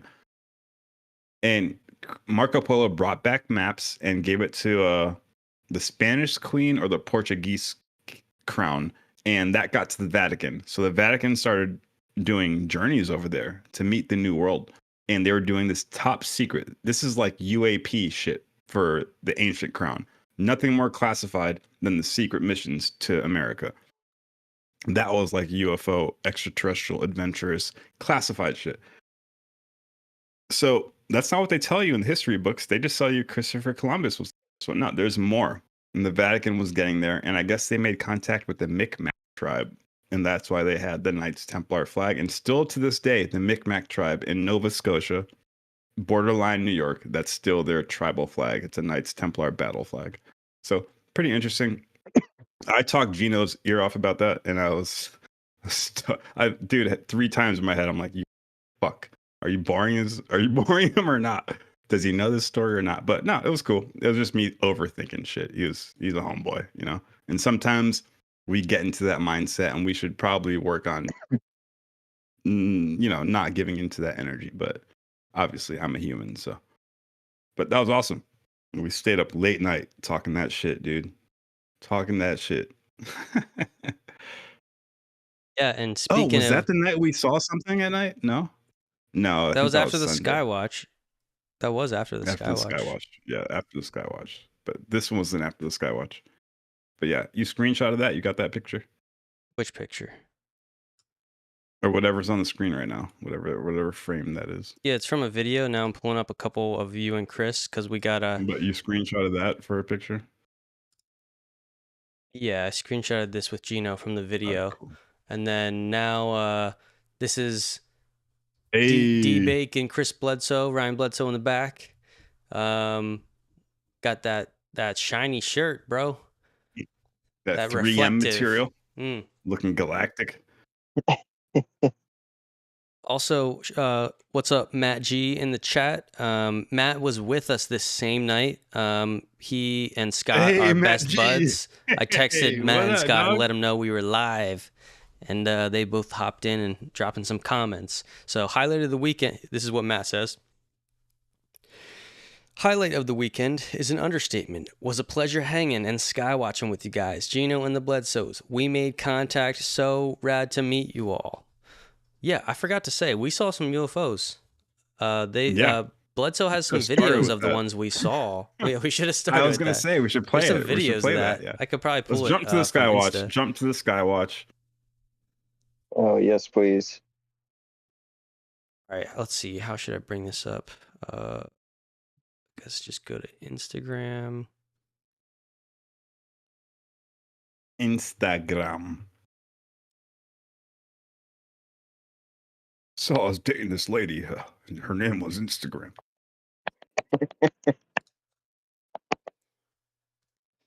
Okay, now I But- don't think. Let's see. I probably don't have saw- audio for this, but we let's literally show. saw. Look at my shirt. It's a seraphim. Some people say seraphim. Looks similar to what's depicted in the video we're about to watch right now. We saw this face to face. Oh, I think this is a good point. We should bring this up. And you know, we've been going for a little bit. We should start wrapping it up. But after the Skywatch. We yeah. just hit like 3 hours about. Yeah, going in, dog, and it's a work night. 3 hours feels doesn't feel like it's been 3 hours at all. Time flies when you're having a good time. Yeah, right. The theory of Time relativity, flies. you start altering that perception and time starts slipping, baby. Time Yep. keep on slipping. Okay, slipping. so let me share my screen for y'all. I was just picturing Michael Jordan in Space Jam. I just pictured him slam dunking. Oh, come on and slam. And if you want to jam, let's get to. And Everybody get up. It's time to stand now. Beautiful. All right. all right, so yeah, we're back. So this is I was just channeling the aliens, dog. That was my Intuition. angelic light language. Everybody look up right now. Well, I'm the only one outside, so What do yeah, you see? Oh, I see it. I can see. I see see a great one. FedEx plane flying overhead. That's what they want you to think. FedEx UAP. Let me go and grab my gun and shoot at it real quick. Yeah, Pretty sure I please can do. totally hit it from here, right? It's a New Jersey drone.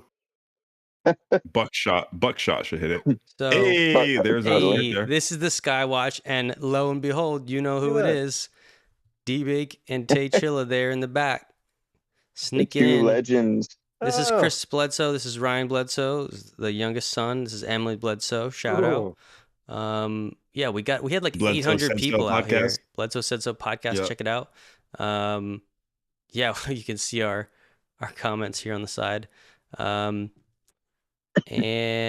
yeah, they have a couple other things here. This is a video.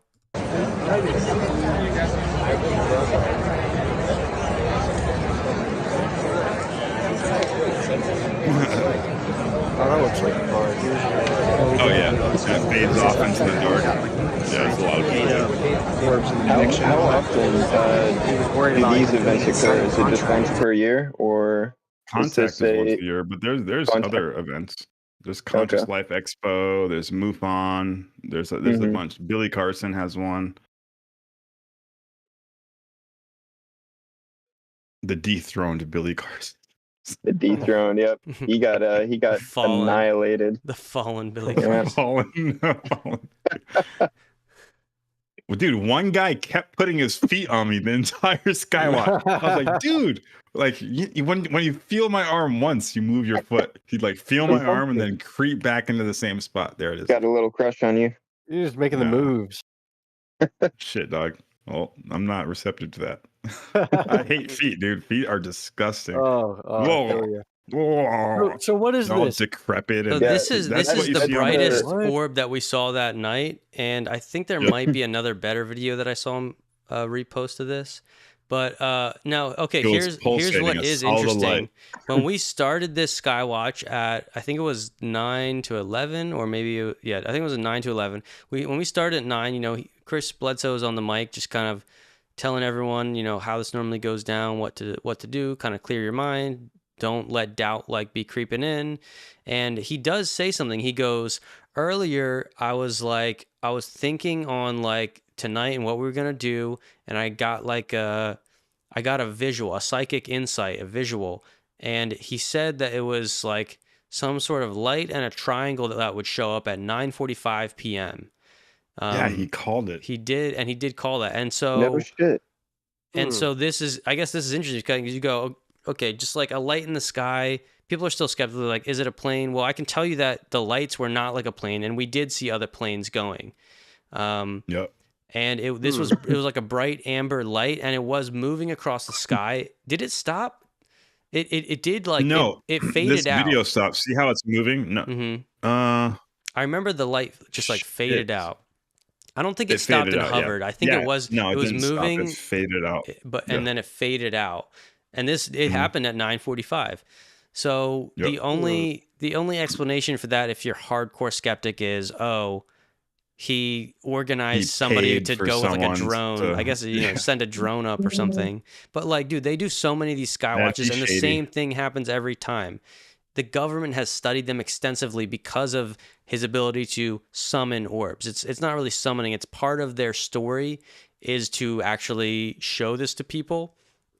They've been, I guess, allowed by these beings.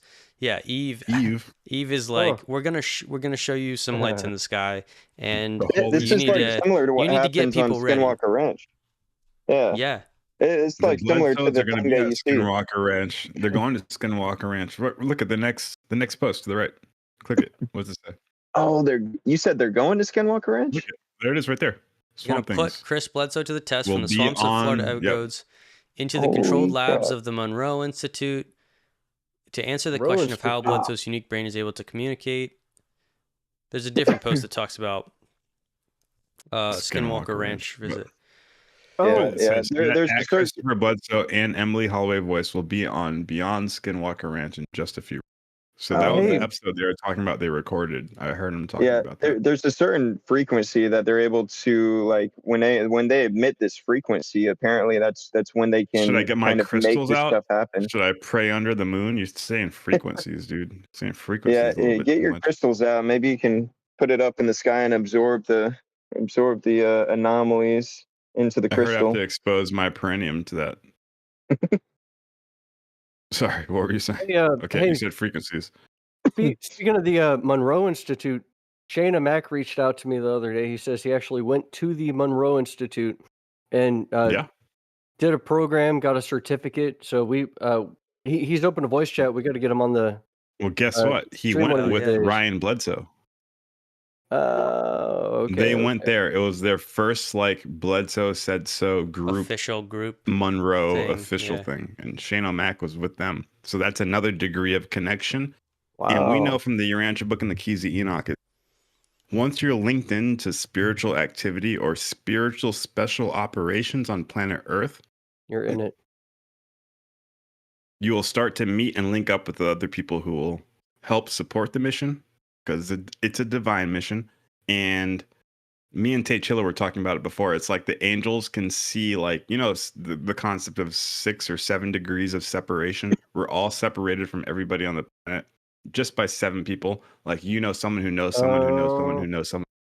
Yeah. The seraphim can kind of like see that on a chart, and they can kind of coordinate that. Oh, I So believe it. you're going to start running into people via your connection. So Shane O'Mac, a Urantia book reader who I met at international conference years ago, chopped it up, fucking became homies instantly. Talking to me about the Bledsoe. He went with him to the Monroe Institute for the first time. And that's the homie. And we're doing all this, and we just met him at Contact in the Desert. So it's like synchronicities or synchronicities. I don't know. Mm-hmm. Yeah, I'm noticing that the synchronicities there. It's very intriguing. It's like a domino effect that's occurring, and it's awesome to see. Well, I think this photo explains it best. Oh, that's a good one. I like that photo. Synchronicity. Right, that's like, yo, you got the message too. You on the same mission, bro? Yeah.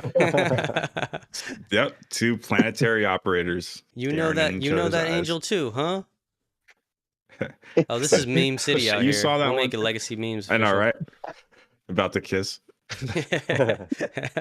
So romantic. Can I kiss you like Jesus and the disciples did? You know, that kind of thing. No You homo.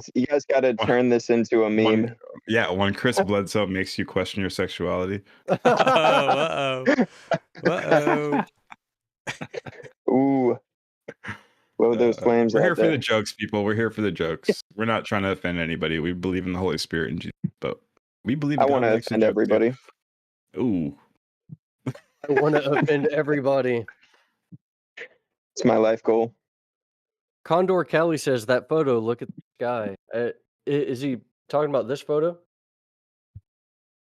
You see something kind of. Something in the sky. Oh, the D-Bake's shirt is reflecting into the sky. That's for sure. Oh yeah, that's my shirt. I guess it's not. It's really it's some reflection in the lens, not the sky. But maybe it was his shirt that kind of called onto the beams in the sky. Like, yo, yeah, right. You probably saw the reflection. It's that drip.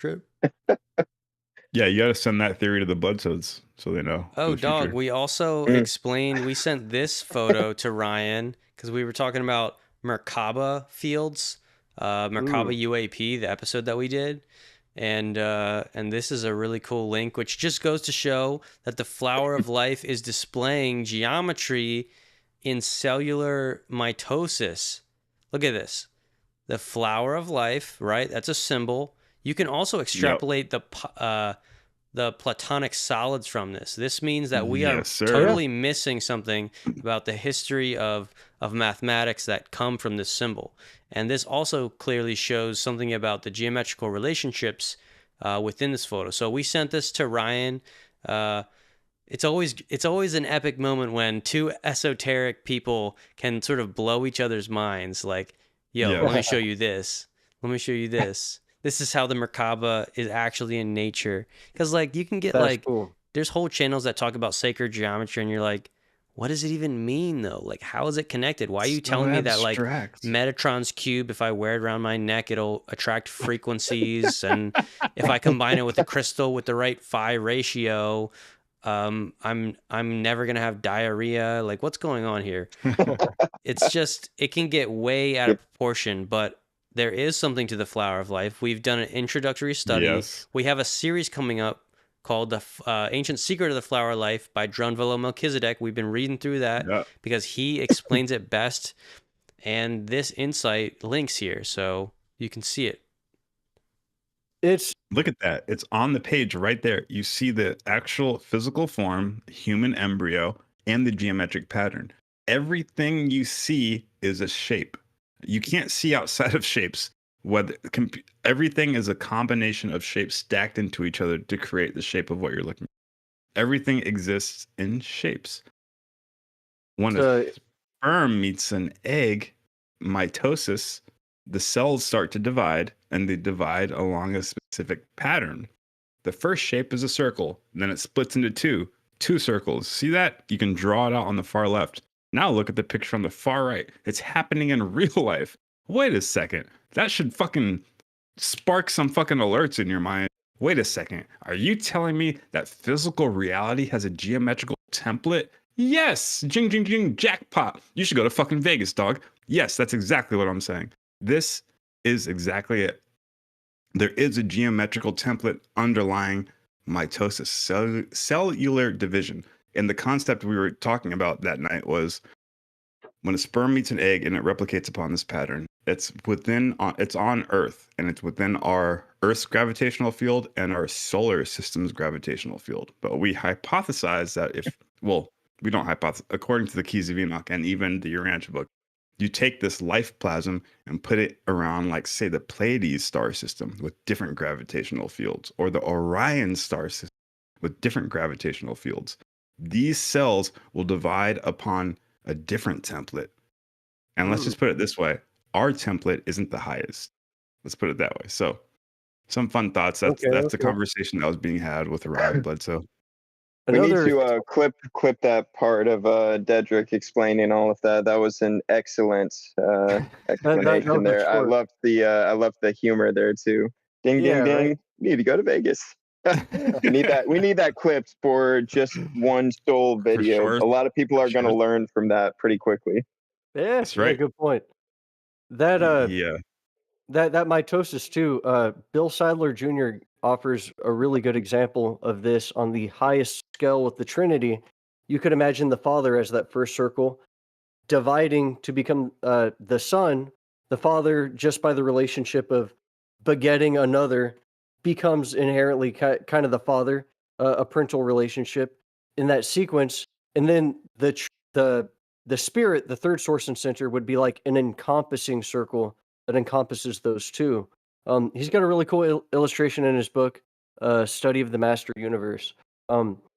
There's a lot you can do with this symbol, like the Vesca Pisces and all that. And there's some crop circles that look like that too. That one with the 4 circle. Yeah, and Gino, for the question in the chat, they allow you to go there. Oh, he said, I want to go too. Yeah, we're all trying to go too. We're trying to set that up. We want to go to the next one with our brother Shane, and we're also trying to get to that Sphinx trip for 2026. But I'll text you about that. Ooh, we can figure out. Drop me down for that, Deadrick. Project Initium will join y'all. Yeah, for sure. But I know the Monroe Institute, I know they are kind of sticklers about filming, but you can film. You just need a media pass. You're familiar with that. We saw your VIP media pass. So got to reach out to them. Yeah, we should have borrowed Gino's media pass. Low key. You're crazy, dog. You're fucking crazy. But yeah, we're going to be there. So, and we're going to try to film there. And I looked into it. There's a number and an email you have to. We reached out, but we're waiting for a response. But we'll be texting you. I got some photos up of our boy NXT. Shout out, bro. Actually, I'm gonna text him right now. That's the homeboy right there, fool. Make sure he knows that we're talking about him live.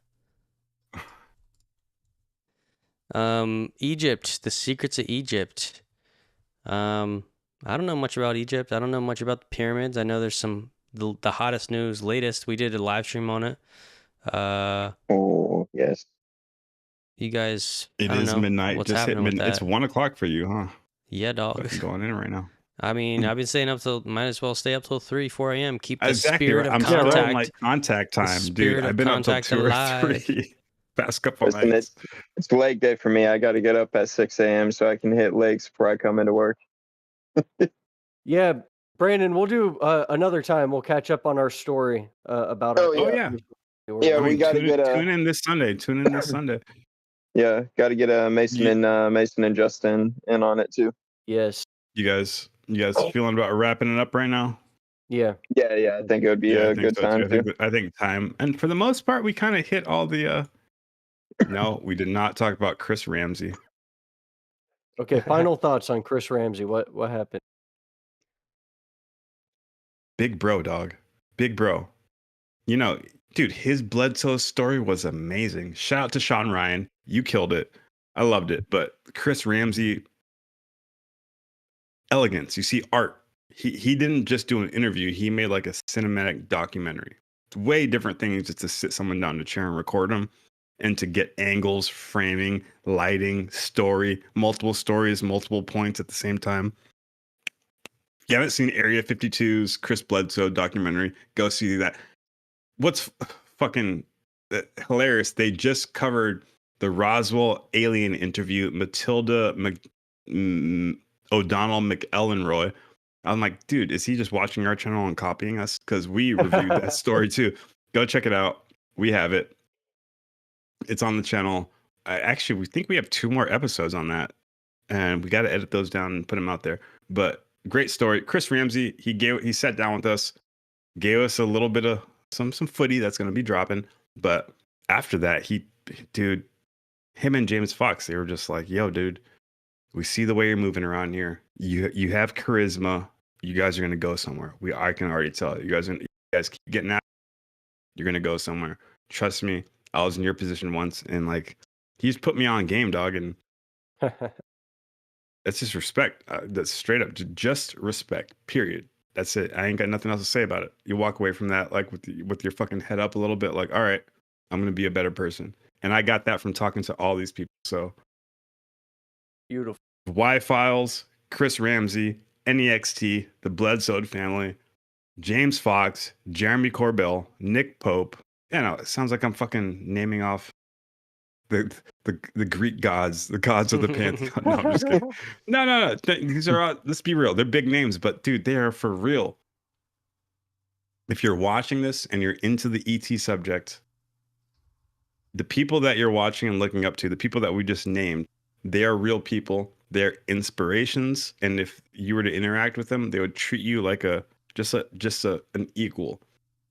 That should be motivation alone for you to get off your ass and stop watching these videos. Go investigate, go lift some weights, go get your mind, body, spirit right, so that you can support these people that you're watching, because they want to see you. They want to see you stand up and get it, you know? No shots fired, but they're going to die one day, and they want to pass the torch on, you know? So you need to stand up and get after it. I'm going to die one day, and I would love to see other people just as motivated as all of us to carry the torch, to bring the ball one more fucking first yard forward. So shout out to the big bros. Shout out to everybody at Contact in the Desert. Chris Ramsey, I mean, he sat down and put me on game, bro. I'm going to remember those words forever. When he was telling me that, I told Tate Chilla, I was looking at his eyes, and I got that like dollhouse effect on, that surreal effect. And I couldn't pay attention to what he was saying, because I was just like shocked in the moment, dude. That was cool as fuck. I didn't know he was a magician. I had no clue until that night. I had no clue. He's over here floating straws and stuff. Oh, yeah, there's cool. some videos out of him. Fun. I forget who was streaming it. That Ashton Forbes might have been streaming that, or I don't know. There's something out there, but here I got a couple. I'll tease here a couple more static shots of of some of these interviews that we got coming up. Share my screen again for y'all. Yeah, tease the people before you wrap it up, because I'm tired. Then we'll hit some here, words of power, or we'll just leave it. There's here. Matt G. Nice. Yeah. Matt, we got a cool interview with him. His experience at Contact in the Desert, what he loved about it. Me doing this interview here. And we got I forgot. We got a veteran. Salute. Yeah. That's the homie. Yeah. He's a missile launch officer. Yes. Won all those nuclear test missiles, the famous story that everybody knows about. Ooh. All the 10 nuclear missiles got activated, then turn it off. He was one of the launch He was control there, officers. bro. And what really stuck out to me is we were like filming an interview with Scott and Matt like right next to him while he's eating there, and he's kind of watching. I see he's kind of listening, and like in between as we get done, he goes, "You guys are." He says something. He like congratulates us. He's like, "You guys are doing good work for the." He recognized that we're the young up and comers, and we're getting these stories out there, and we're talking specifically about the human experience amidst this, the fellowship, the brotherhood, the growth of spirituality and consciousness. So there's that. Here's Scott. Sick interview. Great shot, Deadrick. And Scott dropping some knowledge, some wisdom.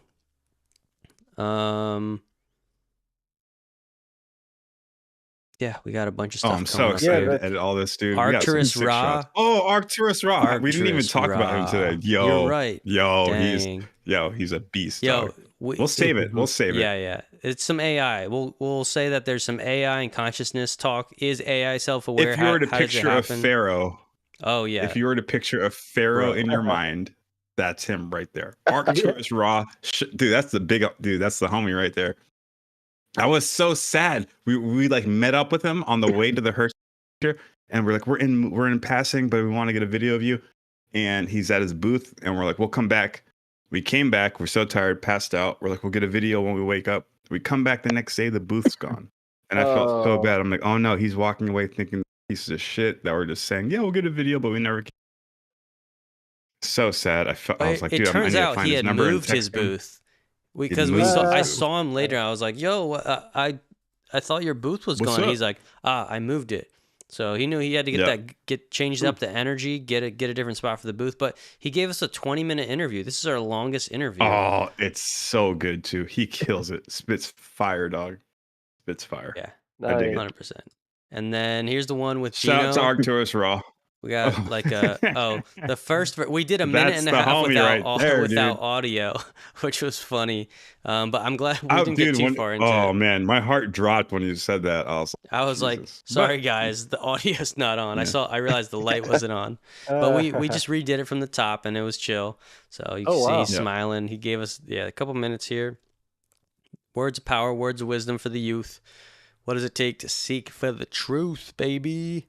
Yes, sir. And you know this one. This is the one that is this man, Chris Ramsey. Area 52 right there. This dude has a channel. If you search Chris Ramsey, he's got a channel with 7 million subscribers.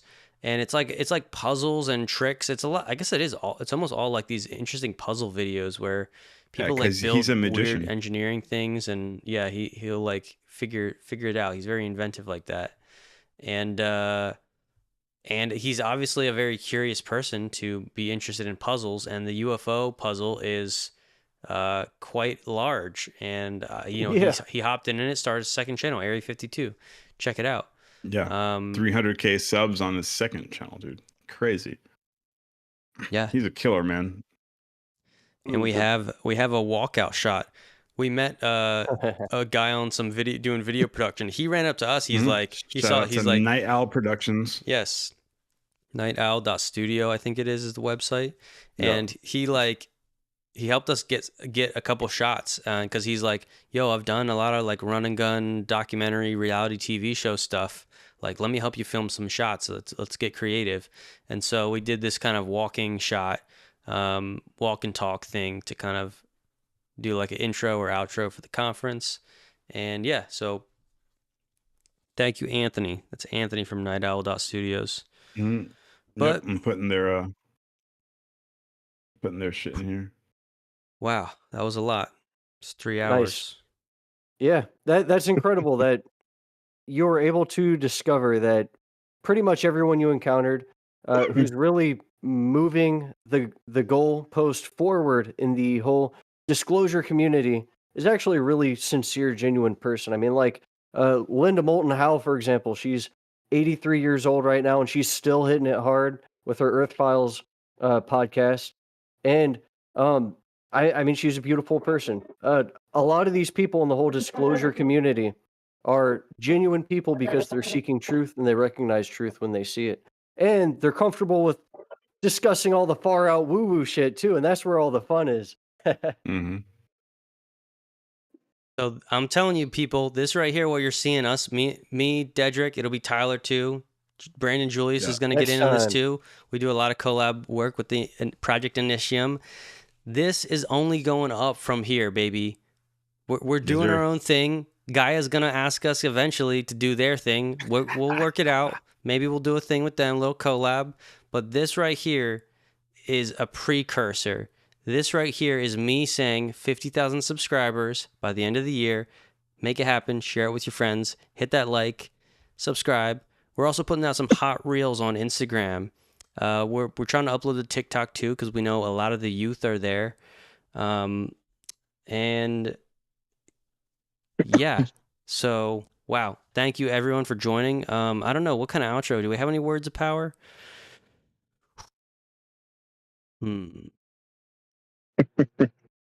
Pursue the truth relentless. Pursue the truth relentlessly. Yep. That's perfect. Follow the white rabbit. You know what? I'll just say this. When you close your eyes tonight before you go to bed, try to make contact with that inner divine spark of infinity within you and kind of look at your situation in life and ask that divine spark, where am I going and where should I be going? You might get a response that makes you a little uncomfortable, but you'll know what to do.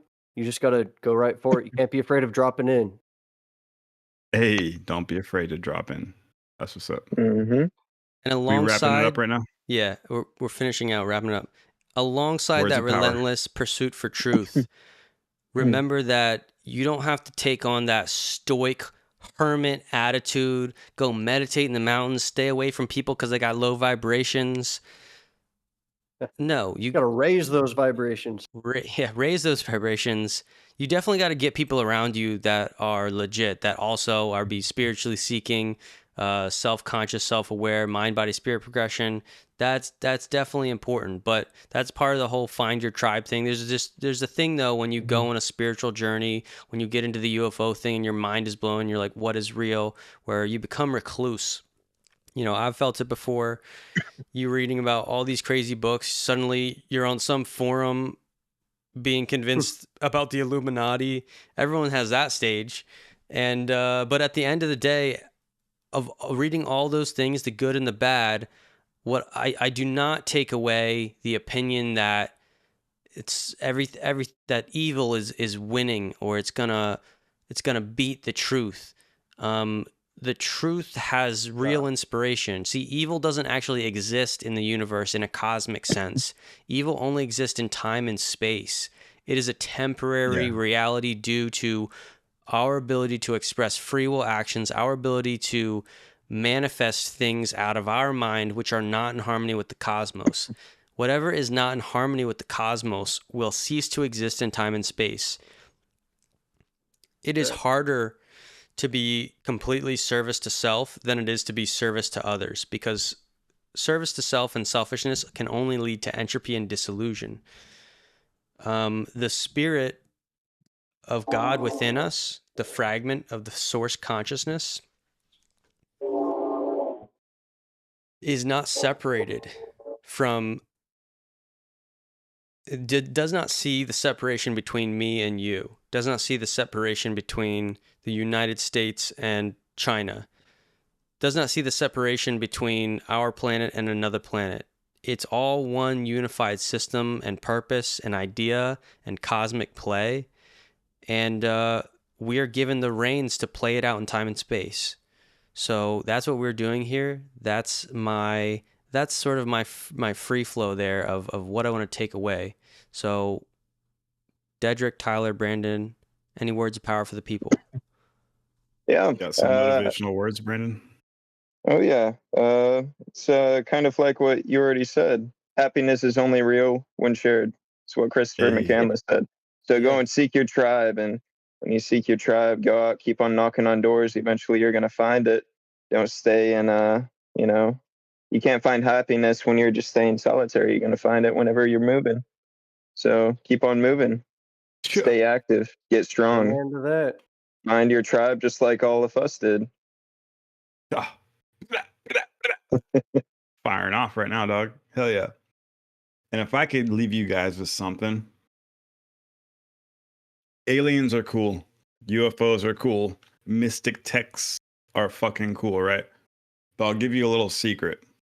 It's cool to observe this from the outside as a consumer, but you can be a part of it. You can be in the game. You could be a part of this reality.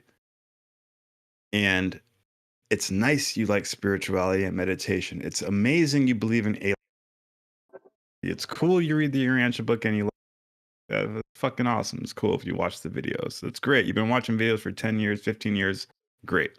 But I'm going to let you in on a little secret. If you want better communication with these extraterrestrial beings, the president, the leader of all of these beings, landed on our planet and told us how to get right. He said, love God with all your heart, strength, soul, and mind. In modern phraseology, that's love God with all your mind, body, and spirit, all of your being. Dedicate your mind, body, and spirit to 1% growth every day, and you'll be surprised how far you get, dude. If you can do that personally and then help anybody you see, your brothers and sisters, do the same, and if we all did that at the same time, that's the kingdom of heaven, okay? So I'm so happy you like aliens. I'm so happy you like money and cars and hoes. No, I'm not. It's nice that you like that. I'm so happy that you're into spirituality and meditation. But the secret is, if you want to contact more with the ETs, like the Bledsoes, because they're in that deep spiritual vein, if you want to seek and hit a better reality, then you should work on your mind, body, spirit, and maybe take a step back from watching videos and just give 1% on focusing on growing yourself. Because if you, I swear to God, if you focus all of your energy on becoming the best you can be and helping other people become the best they can be, that's why I started this channel. That's why I'm doing this, to spread it out. If you focus all of your energy, you too will be, before you know it, you will find yourself in a vibrant Technicolor fucking fever dream, something that we just got out of. So you could change the face of the planet Earth if you just wake up and say, today I'm going to take my take a hold of my cosmic birthright, stand up, give more to society, don't take away, treat my fellow man right, and grow 1% in the mind, body, and spirit. And when you do that, you'll be like Arcturus Raw. You'll be like Ryan Bledsoe. You'll be like Chris Bledsoe. You'll be like Planetary HQ, and you'll start channeling the alien. And then if you're lucky, Y-Files might do an episode on you. But all I'm saying is stand up, get off your ass, get after it, dog. Shout out to all the homies at Contact in the Desert. Contact in the Desert 2025, Planetary HQ, Legacy FHP. You already know the deal. Go hit that subscribe, like all that shit. Gino, my brother. James Fox, big homie. JJ Hurtak. Oh shit, I need to stop myself from fucking sorry. Ooh, Rabashanda. Nick Pope, my brother. Goddamn, too many to name. All the Bledsoes. NEXT.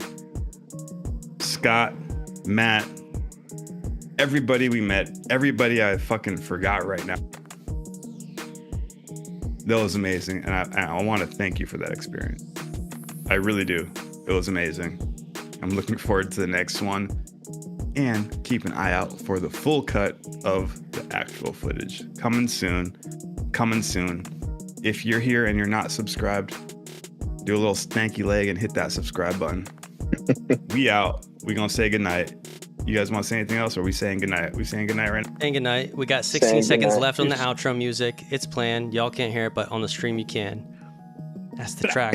We love you guys. Contact in the Desert. Contact in the Desert. We love you guys. Yes, sir. Stay tuned. Let's get for these the footy. orbs. Follow the white rabbit.